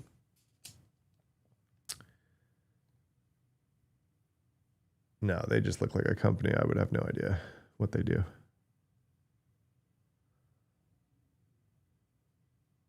Yeah, they don't look like a company I should know about. All right. Ransomware attack knocked out Conduit's operations for several days. 15 million people in Texas alone, accounting for half of the state's population. But what? Like 15 million people can't do what? GovTech giant Conduit won't rule out cyber attack. Service interruption, government contractor, outages across several... What outages? Leaving residents without access to some... Oh, benefits and support payments. Oh, that sucks. Experiencing service interruption affecting some applications. Unable to process child support payments. Oh, this sucks. This is like Change Healthcare level of ransomware attack, affecting millions more, and it's definitely a ransomware attack, huh? Another 10 million people affected across Oregon. Also notified hundreds of thousands of people across Delaware, Massachusetts, New Hampshire, and other states. Oh my God, this is just like Change Healthcare. It's like a company you've never heard of that's running so much payment processing behind the scenes. And includes stolen names and social security numbers, medical data, and health insurance information. Holy crap. One of the largest government contractors today, Conduit handles and processes large amounts of personal and sensitive information. This is a big one. When contacted with several questions about the data breach, Conduit spokesperson Sean Collins provided boilerplate statements. It's been working to conduct a detailed analysis of the affected files to identify the personal information taken. Little else is known about the breach. The company has disclosed very few details. This is the same thing that happened with Change Healthcare. Disclosed cyber attack in April, which resulted in outage. Wait. Are we still dealing with outages? Oh, this article was January 21st. Why are we talking about it right now? Why are we talking about it right now? Oh, it appears to affect far more people than first disclosed. I don't even remember this going down. As someone who reads this stuff every day, I don't remember like child support payments going down for Texas and all this. Safeway ransomware game took credit for the breach. So the cyber attack was disclosed in April. The article of the outage was January, months after the attackers knocked out the company's systems. In a later SEC filing, the company said the stolen data sets contained a significant number of individuals' personal information associated with our clients and users, referring to its corporate and government customers. Continuing to notify individuals whose data was stolen in the breach. Ay. It's too old. Yeah, but I guess these people not only didn't handle the incident well at the time, but they're still figuring out who was impacted. Oh, it said it right freaking here. Jeez. I just skipped that. It's just millions more people are coming out as affected and stolen social security numbers. That sucks. Sucks. All right. What else? Italy blames Russia-linked hackers for cyber attack ahead of Winter Olympics. Why is the Olympics always like a target? I mean, I guess I get it, right? Just like eyeballs. Attempted attacks hit multiple foreign ministry offices, starting with Washington.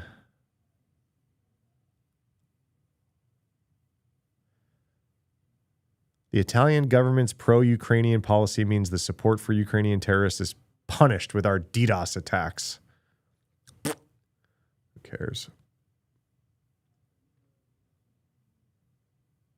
Who cares?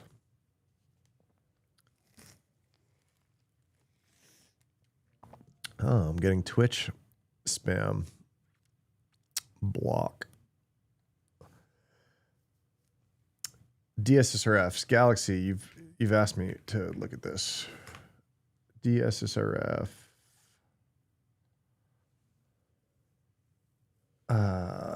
Who puts it out?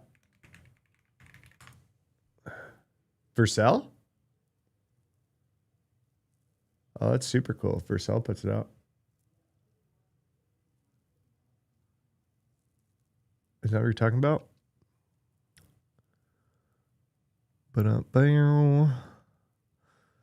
This one, Galaxy?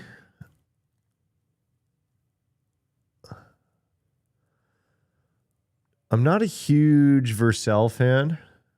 It's pretty good to like MVP stuff, but I don't really suggest people stay there. But Next.js is cool. It's what I generally am hacking on these days if I'm doing that kind of stuff. All right. Does everyone know what SSRF is before I dig into this? You know what CSRF is? So CSRF is forcing your target's browser to make a request on your behalf. And that's why like CSRF tokens exist, which means like only the end user that actually got the token can then make that sensitive request. It's basically things like, do you ever wonder why the well, there's a few reasons, but if you ever wondered why someone when they make you type your current password in to change your password and then they make you type it twice, a lot of that is also a CSRF protection besides just like making sure you don't typo, is because for a long time a lot of websites didn't require either of those things. You could, if you were logged in, you could just go change your password, and then you could force someone's browser to send that post request on your behalf, right? If you like embedded something in, like in a malicious website, they came to your website, you used their browser with their cookies to make a request to the change password function or something like that, some administrative function, and then their browser would go change their password to something you know. It's like a very simplistic, but it did exist all the time back in the day. SSRF is server-side request forgery. CSRF is client-side, so forcing someone's browser to go do that. Server-side is forcing the browser to go make and fetch some other files or whatever that maybe it normally would not. So you're like forcing the server to make a request on your behalf to get something and give it back to you that otherwise you would not have direct access to. Shit is everywhere. SSRF is hard, right? It's like a super hard bug to like, it's a super easy bug to code, okay? I declared this like public enemy number 1 when I was leading up AppSec at Reddit because we kept paying bug bounties for it and we kept coding it. To give you like a root cause of like what we found when we were looking at it, we were making, through our code base, we were making HTTP requests something like 48 different ways. Different APIs, different functions, different libraries. We were making HTTP requests so many different ways. So how we solved this was we wrote guardrails that basically said, now there's only 2 ways to make an HTTP request. You're either making an internal request or an external request, and those internal and external are going to be in the names of the functions, and you have to use them, right? So then we wrote all sorts of tests and guardrails to go find anywhere that we were making HTTP requests without these 2 like approved guardrail libraries. So that was our protection of SSRF, because then you can't, and then external could only talk external and internal could only talk internal. So that breaks the connection of the bug, right? Of the attacker coming in and forcing your code to then make an internal request, even though you're talking to it externally. If that makes sense. Little oversimplified, but that should give you the gist. So now everyone should be on the same page of like what client-side and server-side request forgery is, okay? So Galaxy asked me to pull this up. No, I know not CSRF. I'm sorry. I was just contextualizing, right? CSRF is much more commonly known about. So I was trying to like, hey, SSRF is kind of like CSRF, but instead of client-side, it's server-side. So Vercel serverless edge functions. can make outbound HTTP requests constantly, fetching user-provided URLs, handling webhooks, validating OAuth, redirects, proxying APIs, generating previews, and more. On Vercel, these patterns are extremely common in serverless functions, edge functions, and Next.js API routines. Every time your application makes a request on behalf of a user, you open the door to SSRF. Okay, makes sense now with the explanation, right? This post introduces DSSRF, deterministic SSRF protection. So it's deterministic outbound request validation library for Node.js that blocks SRF by validating the actual destination of a request before any connection is made. Interesting, right? What? Hold on. My group chat. Ooh. Uh-oh. Sorry, late breaking news. I'll pull this up in a sec. OpenAI just made an announcement that I had a text message blowing up about. All right, why SSRF matters on Vercel. Vercel does not expose a cloud metadata interface like AWS, GCP, or Azure. However, SSRF is still highly relevant because Vercel applications frequently fetch user-controlled URLs in API routes, serverless functions. If the destination isn't validated, attackers can abuse redirect chains, DNS rebinding, or malformed host names to reach unintended internal or private network targets. Okay. That's interesting. You know, I really wouldn't think about SSRF on Vercel a lot for this exact reason. But I guess this is a really good point. It's like, oh, SSRF on a serverless function? Kind of interesting. I would like to request an additional live stream day just for AI stuff. That's a really good idea. I don't know what day I would do, but instead of a security news day, do an AI day. We should do it, shouldn't we? To prevent SSRF reliably, you must validate where the request will actually go, not where the user claims it will go, right? Because that's the trusted input that they're just like, oh, I'll go over here. So the deterministic approach implements deterministic safe by construction validation pipeline. Normalize the URLs, resolve DNS, classify resulting IP, block internal private or link local ranges, follow redirects safely, revalidate every hop, only then perform the request. This is great. That's great. That's super thorough. That's awesome. Thanks for the share. All right. Look what OpenAI did. Look what OpenAI just published. The OpenAI Frontier. You want to see here's the tweet for the TLDR. Guess what they're going after. Shock.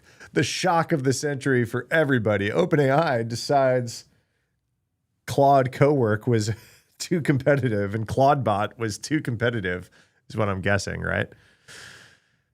Helps enterprises build, deploy, and manage AI code workers that can do real work. So this is Claude Cowork or ClaudeBot or whatever, right? Frontier gives agents the same skills people need to succeed at work. Understand how work gets done, use a computer and tools, improve quality over time, stay governed and observable. So they're very, very carefully using the word enterprises here, right? Because they're trying to be, Apple or Microsoft while Claude is out there trying to be, I don't know, Google, I guess. We also pair OpenAI forward deployed engineers within your team, working side by side to develop your best practices to build and run agents in production. There's a tight feedback loop to OpenAI research as you deploy agents. Frontier is available today to a limited set of customers. All right. What is it? What is it actually?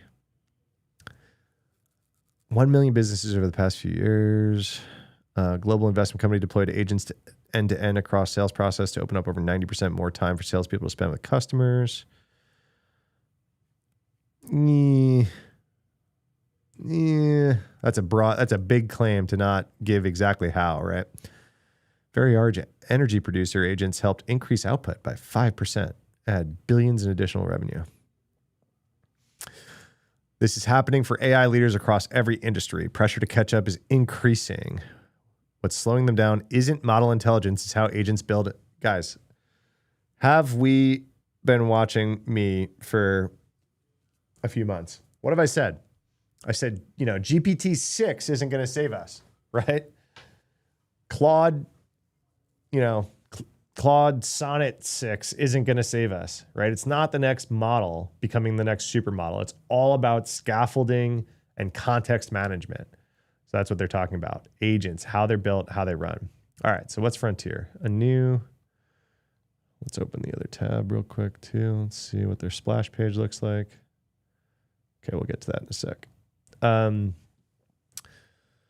New platform helps enterprises build, deploy, and manage AI agents that can do real work. Frontier gives agents same skills people. So that's the tweet. Partner with OpenAI. Thousands of State Farm agents and employees better tools to serve our customers. Blah, blah, blah, blah, blah. What is it? Tell me what it actually is. For AI coworkers to actually work, a few things matter. They need to understand how work actually gets done across systems, access to the computer tools to plan, act, and solve real-world problems. This is the whole Claude explosion. They need to understand what good looks like, and they need an identity, permissions, and boundaries that the teams can trust. This is all fair. Business content, agent execution, evaluation, and optimization. This all makes sense. Guys, this is also terrifying, right? Wait, I couldn't pause that. You're an inbound sales agent. Skills, apps, knowledge bases. Answer sales queries submitted on the sales thing. Interesting. For agents to be used over time, they need to learn experience just like you do. What is this? Refunds under $25 do not need my approval. This is OpenAI? Wow, that's a whole new interface.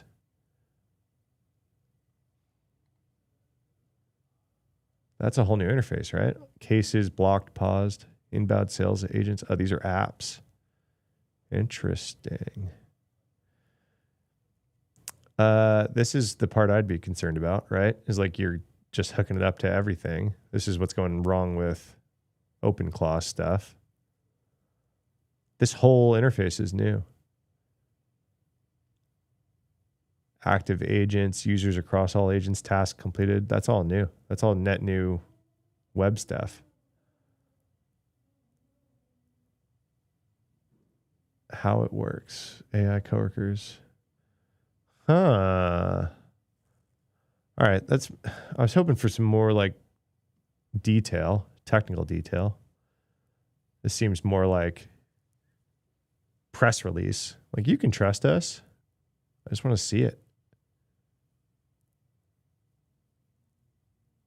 Privacy security. Frontier platform is built on the same trusted security compliance foundation to support millions of businesses customers today. SOC 2, everybody.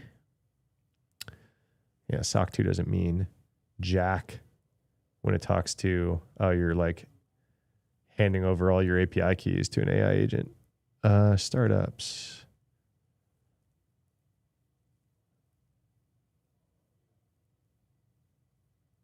Oh, this isn't Frontier. Oh, they're considering Frontier only an enterprise thing. Interesting. All right. I'm willing to hear it out. It does look cool. This shit is terrifying. This is the like disrupt the economy stuff, right? So this stuff is scary.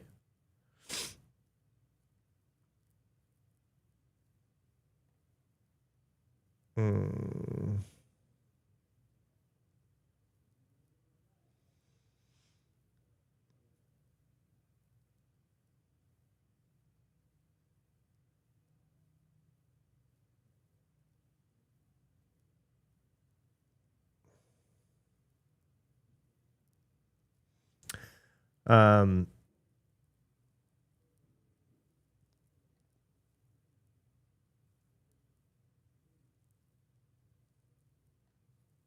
oh man, so annoying. If you guys don't know, here, TMI, but I used to run a big part of the Reddit security org, and I was trying to do some stuff with the stock I got there recently. It's part of the anxiety and stress this week is that the stock took a nosedive this week, like the week I was trying to use it for stuff. So sucks. Breach Forms is back. .bf, yeah.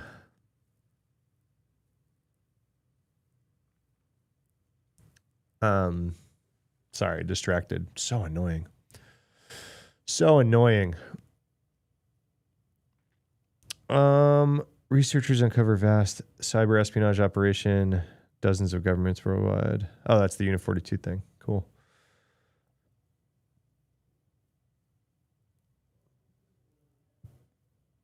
What is this?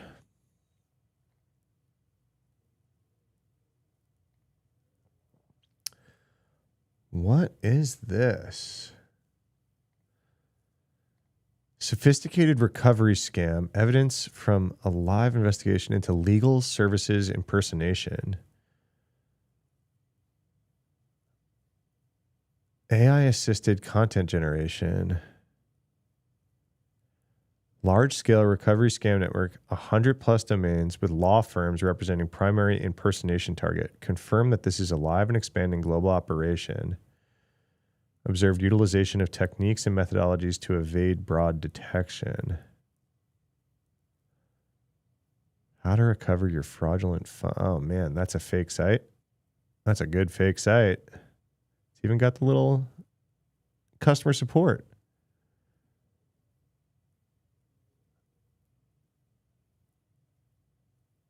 Targeted individuals who have already suffered financial fraud. The website's presented the operators as law firms or legal recovery specialists. Oh, special place in hell, right? These are already people trying to recover their funds. And oh my gosh, that sucks. That sucks. Their positioning relied on the assumption that legal expertise is required to resolve prior fraud. Ugh.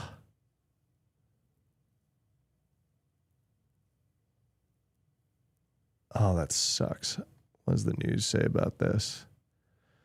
Cloned scam websites supposedly belonging to law firms. A single law firm contacted them after discovering several websites impersonating its brand. They found 150 of them. The network is not large, but also designed for persistence. The domains are registered through multiple registrars across different IP ranges. Primary purpose, repeat victimization of subjects already victims to previous fraud. Oh my gosh. Sucks.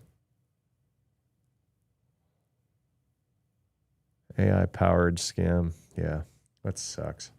Did you know if you have a content filter on firewall with criminal activity turned on, it breaks U.S. government websites? No, I didn't know. See you, Lee.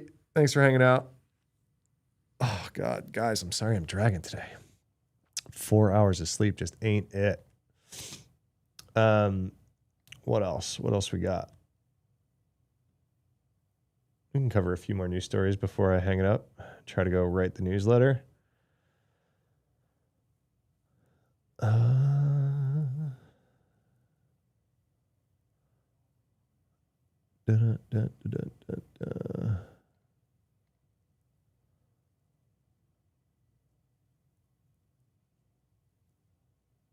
Oh, man. N8N seems like it's a nightmare, guys, by the way. If you guys use N8N,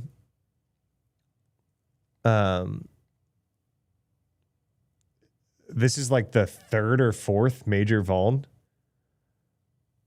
And they're all like RCE level vulns. Sandbox escape in the N8N AI workflow that could allow attackers to execute arbitrary commands on its server. I know a lot of people use this. It's basically Zapier, right? use it. Yeah. And so like the issue with it, I mean, I've kicked the tires with it too, but like it kind of needs internet access, right? Because like a lot of times people are using it for automation and like webhook type things. And so if you're giving it webhook and all that kind of access, it very much could wind up having, grabbing input that would have an exploit in it. Yeah, command. This is like maybe the third remote code execution. Yeah, all your API keys. Yeah, for sure. Attacker can access all connected cloud accounts. Man, the entire attack fits inside what looks like a data transformation. No permissions, no admin access, just a user who can edit workflows. A successful attack could be mounted by creating or modifying a workflow with parameters containing crafted expressions. Wait.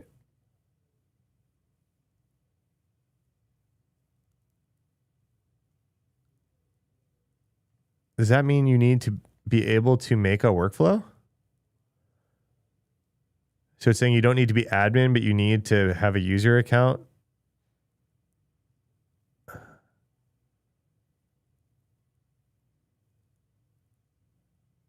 If you can create a workflow, you can own the server. How the fuck are we calling this CVSS 10 if you need to have access to be able to create a workflow? Am I stupid? CVSS 10 to me means remotely exploitable, right? Like how does the score not drop even a little bit if you need to be able to create a workflow? Roman, I can't go, even if I found your end-to-end server IP address, I can't go create a workflow, right? Yeah. What? What do you mean it requires nothing special? Any authenticated user can escalate to full server control. Okay. Yeah, that's like interesting, but it's not CVSS 10. This whole thing, everything about this led me to think that this was remotely exploitable. Why do they say 9.4? It's not a 9.4 either. That's stupid.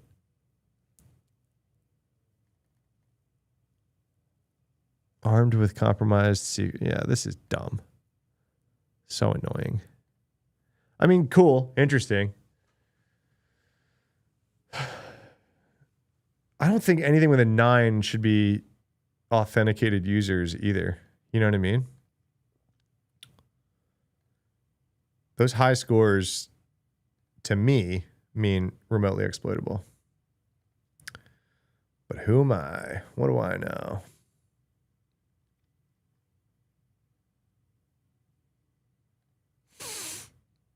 Do we care about Arista next-gen firewall? Open source firewall appliance, originally developed under the name Untangle. Does anyone use this or care about it? Because it's got a big vuln in it. I don't really know if I care. Arista. Never heard or used. Yeah. What else? Oh, Betterment. I actually got this email. I haven't used it in a million years. None of the information that's still attached to it is even any good. 1.4 million accounts. Yeah, have I been pwned? I got the email from Have I Been Pwned.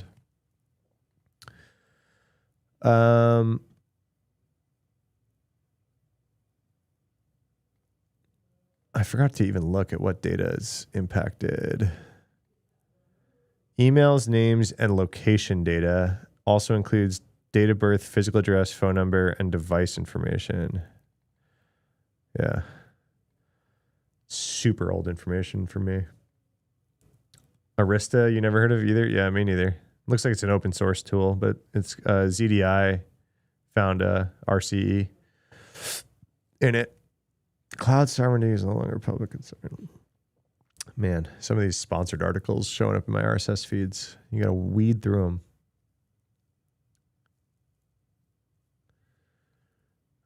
them. Cisco and F5 have vuln patches this week. DOS and command execution and privilege escalation. Telepresence collaboration endpoints and Room OS software and meeting management software is Cisco.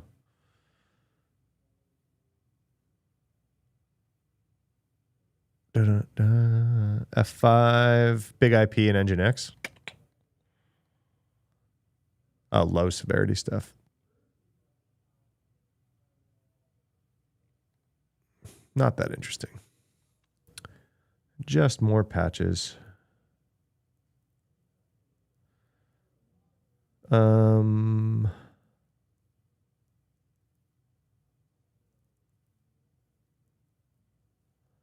This is an interesting one.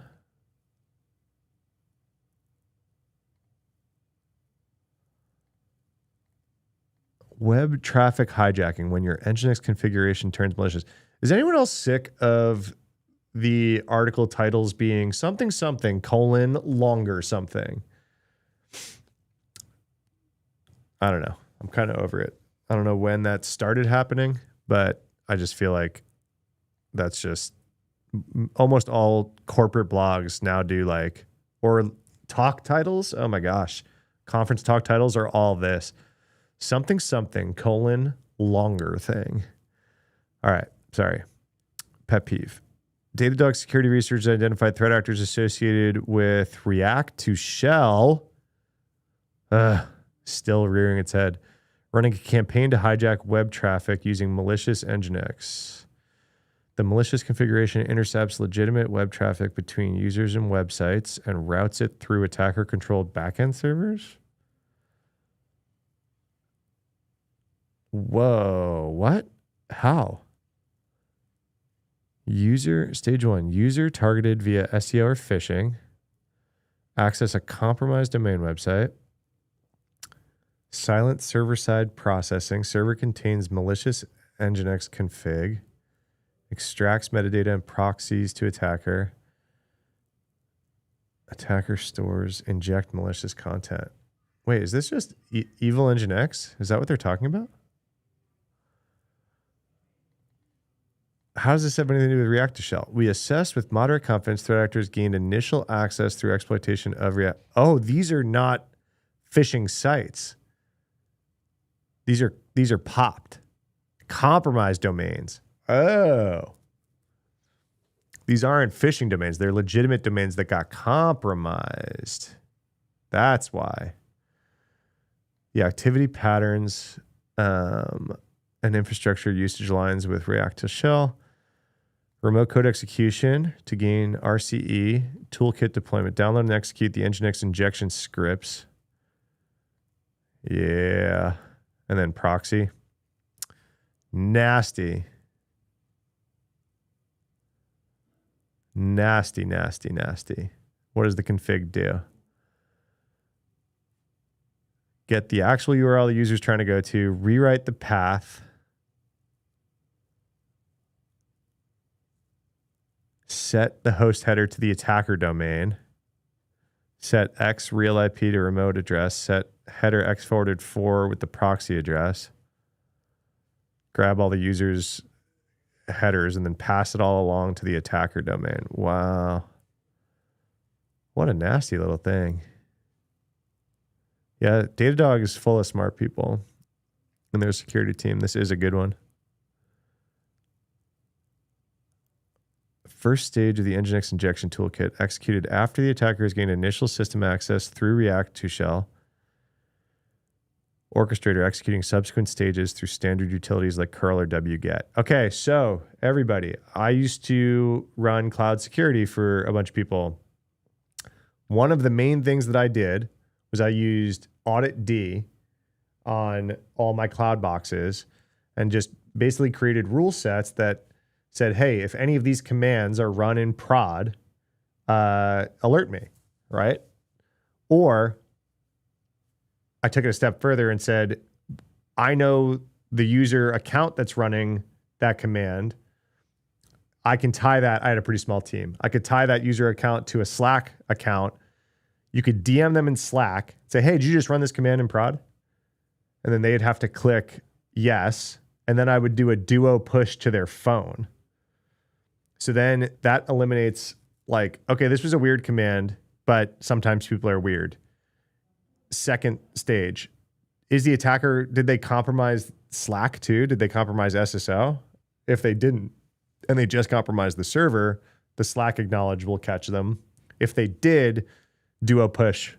So they said, yeah, that was me. I'm being dumb in prod. Okay, cool. Here's a duo push. And at that point, if they do the duo push, I was like, all right, I won't set every alarm off, but I might have some we're talking to.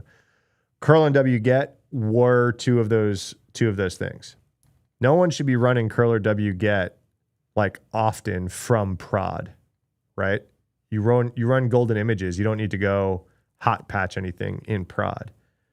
This is one of those reasons, right? So if there was ever any compromise of a server, they're going to have to go reach out and get whatever, they need from C2. So if curl or wget start running in prod like this should set off so many alarms. If those are unavailable or blocked, well, I don't block them. I didn't block them, but I set off a lot of alarms if they happen. It includes a bash function capable of creating a raw TCP connection to send an HTTP request. That should also send off alarms, right? New random TCP connection. Targets the BT management panel environment through enumeration of specific config paths. The script iterates through existing config files, examining each line. Interesting. So it doesn't just like blast their malicious config. It figures out how to naturally fit their configs into what's going on there. Script employs a more extensive enumeration and error handling.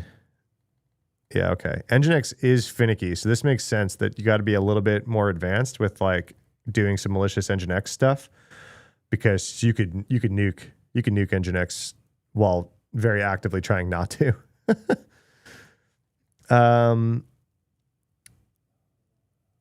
All right, mapping the injection. All right, that's pretty darn interesting multi-step stuff going on. That's my OCs. That's a nasty one, dude. So React to shell, rewrite the Nginx config. Now, the reason this is nastier than like general, like evil Nginx stuff is that domain has a trust score, right? If it was a legitimate domain for however long and is now compromised, it's not going to get flagged by like Google or Cloudflare or whatever as like this new potential like phishing domain or something like that. Yeah, I know. Gnarly. Gray Noise said 2 IP addresses count for over half of all observed exploitation attempts 2 months after React to shell. Interesting. Dominant source deployed distinct post-exploitation payloads. One retrieves crypto mining binaries from staging servers while the other opens reverse shells directly to the scanner IP. This approach suggests an interest in interactive access rather than automated resource extraction. So that's different than what we're talking about. So React to shell is still obviously causing people pain. That's a good call out for the newsletter today.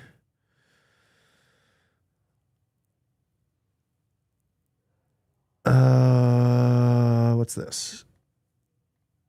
Microsoft releases urgent Office patch.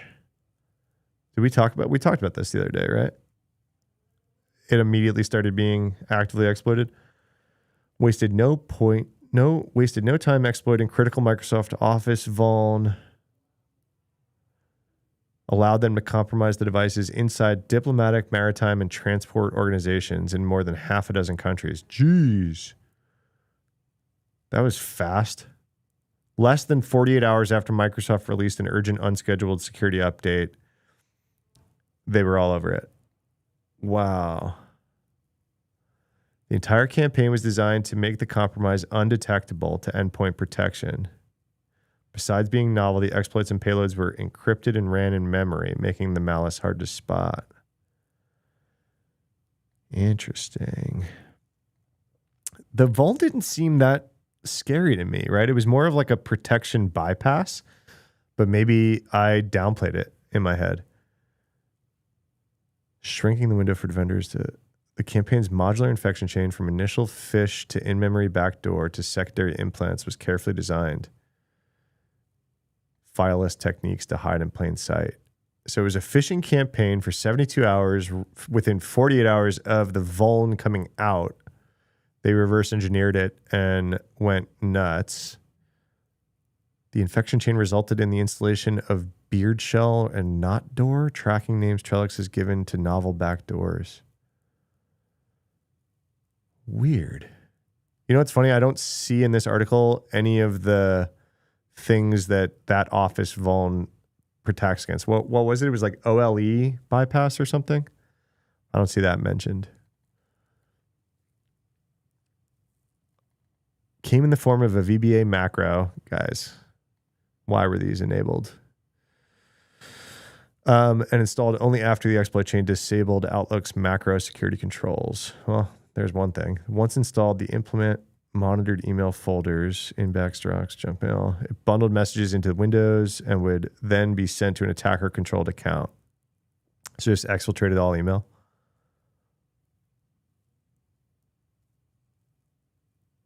Wow. APT 28. Let's look. He's talking about Trellix has a threat intel report about it.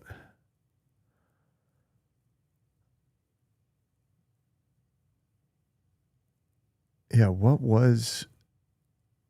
I didn't think this vuln was that crazy. Am I thinking about the wrong vuln?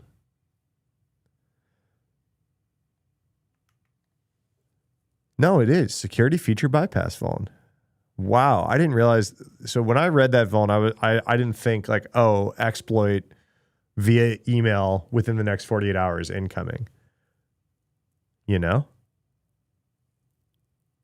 Obviously, when Microsoft releases out-of-band security updates to Office, you pay attention. And I did. But I don't know. I guess I wasn't scared enough about this one. Vulnerability allows embedded OLE objects to execute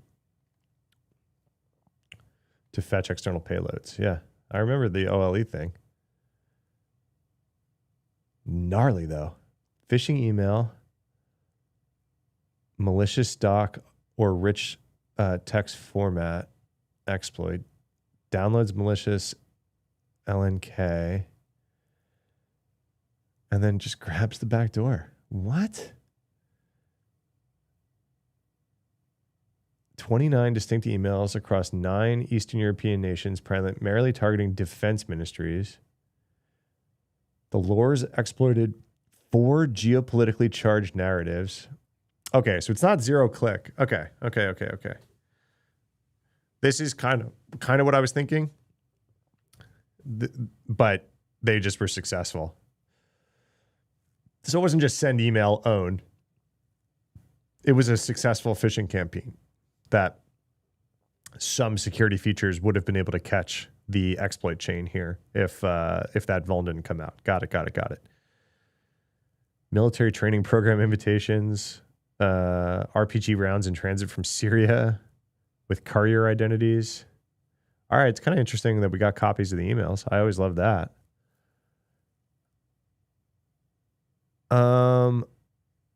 Good evening. Setting important urgent information. Be vigilant. Border police. And then I guess these are the docs. Phishing emails and decoys. Yeah.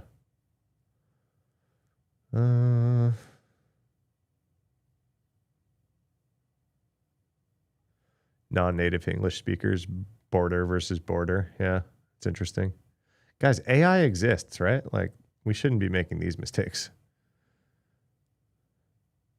carried weaponized RTF and doc attachments, exploiting that vuln to bypass the security feature, decoy content meticulously replicating authentic government comms. That's interesting. Uses this new CVE to exploit to achieve code execution as soon as it's opened.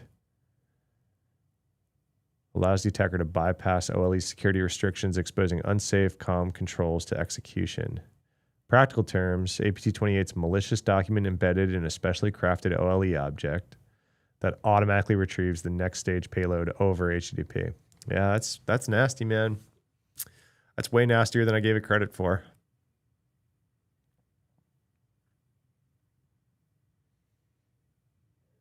All right, this is good. I'll put this in chat.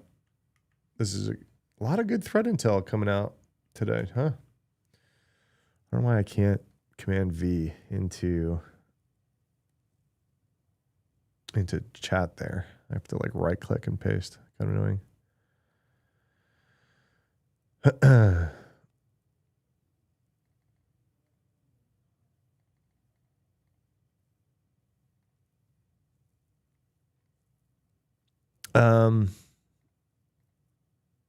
Yeah, that's a gnarly one. Gnarly.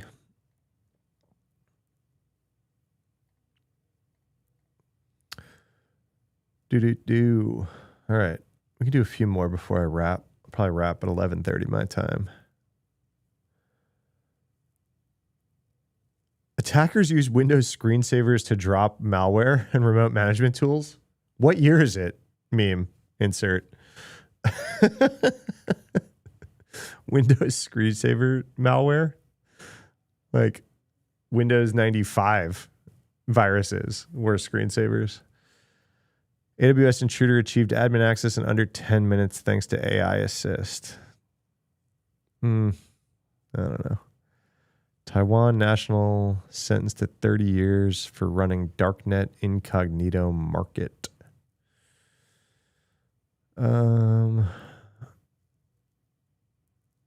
Malware campaign deploys async rat via IPFS hosted VHD phishing files. Is this what you were talking about, Galaxy?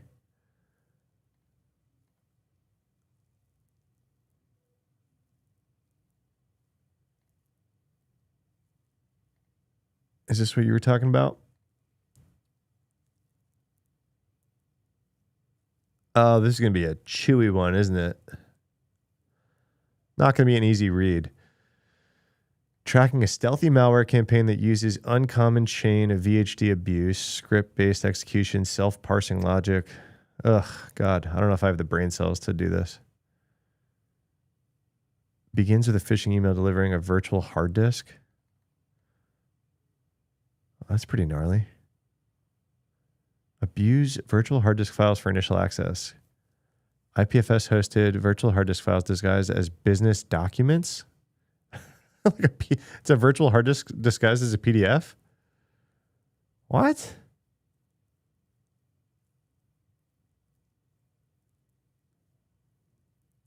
Are you serious? That's a virtual hard disk?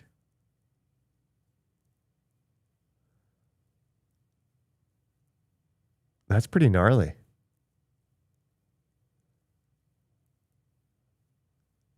The download, wait. The email says the attachment is a PDF. However, the download file actually comes out to be a VHD. Download button links to a URL hosting VHD files. The attacker abuses IPFS via w3s.link gateway to host the malware with this link.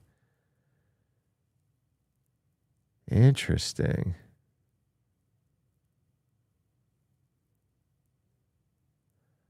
User tries to open this PDF looking file, double clicks it. It mounts a virtual hard drive. Using a VHD file is highly specific and effective evasion technique. This behavior shows how VHD files bypass certain security controls. When you download a standalone exe from the internet, tags it with a special NTFS alternative data stream called Zona. Mark of the web tells the OS file came from an untrusted source. on the side, when you download a VHD file, the VHD file itself gets the mark of the web. However, when the user double clicks the VHD file to mount it, which Windows 10 or 11 does natively, Windows mounts it as a new logical drive. The file system inside the VHD is treated as separate volume, and its files inside the VHD do not inherit the mark of the web. So they're not marked as untrusted. Wow. So you might think like, if you're not like savvy, you might think you just grabbed like a zip or something, right? And like you're just looking at this new folder. Purchase order PDF.WSF. Tricking users to think it's a PDF document. I mean, not really. Windows script file. If you ignore the suffix. Sure, I guess. Double clicking the WSF executes a VB script. That's gnarly. Have you guys seen that virtual hard drive mounting? And I didn't know that the stuff in there didn't get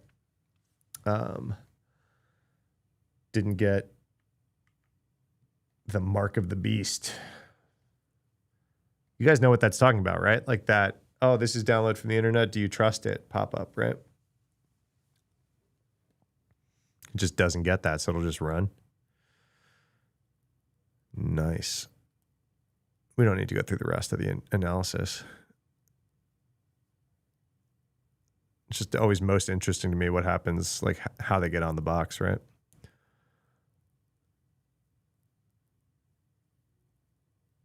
Oh, man. That's a good one. I just found that naturally, right as you said it, Galaxy, too. It just came across as I was scrolling my feeds.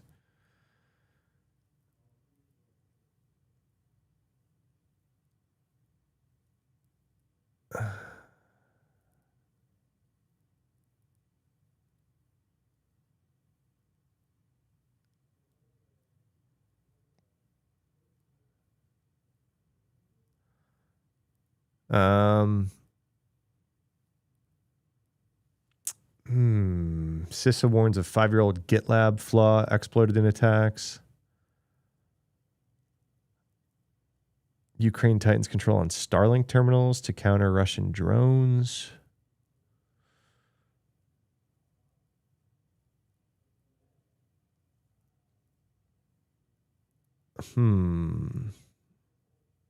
China-linked Amaranth Dragon exploits WinRAR flaw in espionage campaign.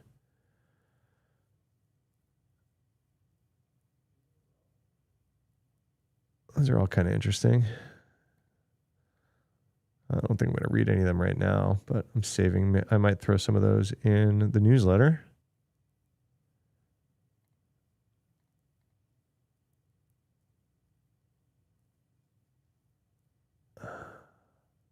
Predator spyware can turn off Apple indicators showing when microphone and camera are in use. Yeah, spyware.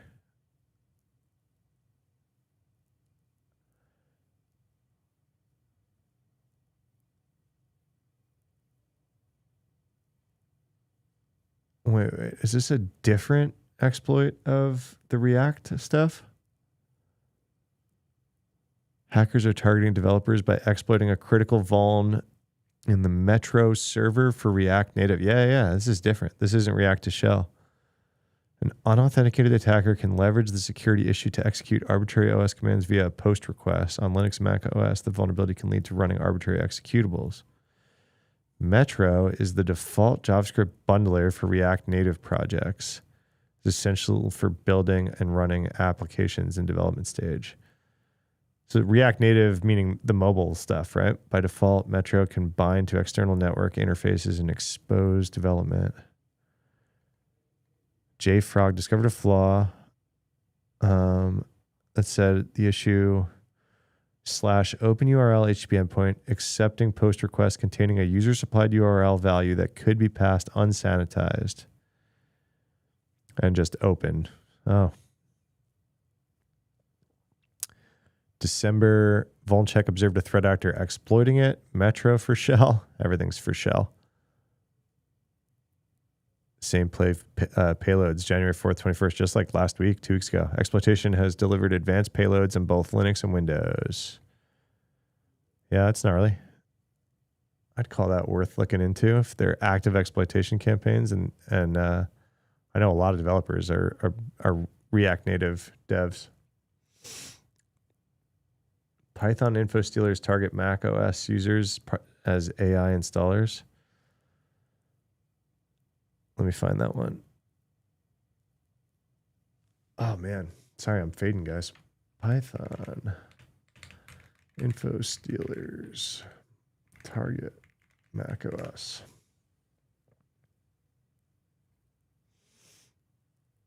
Oh, this is Microsoft? I loved covering Microsoft threat intel when they put stuff out.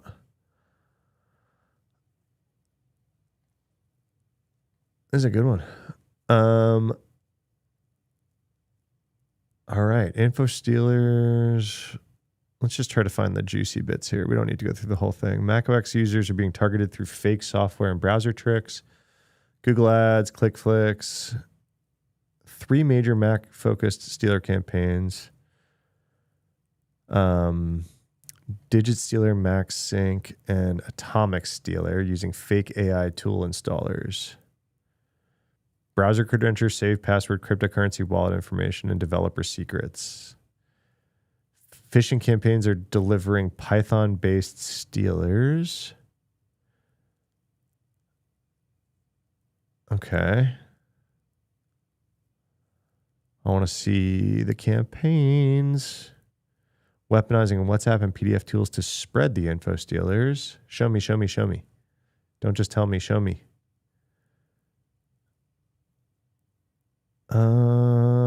No examples. Darn. Okay. I was hoping we get some examples. November 2025, Microsoft Defender experts identified WhatsApp platform abuse campaign leveraging multi-stage infection and worm-like propagation to distribute malware. The activity began with the obfuscated Visual Basic script that drops a malicious batch file launching PowerShell instances to download payloads. So you got to be running the WhatsApp desktop app, I guess. One of the payloads, Python script that establishes comms with a remote server. Another payload is a malicious MSI installer. Microsoft Defender experts discovered a malicious campaign centered on application masquerading as a PDF editor, Crystal PDF, using malvertising. I wish we could. I'm a visual learner. Show me all this. Would be cool.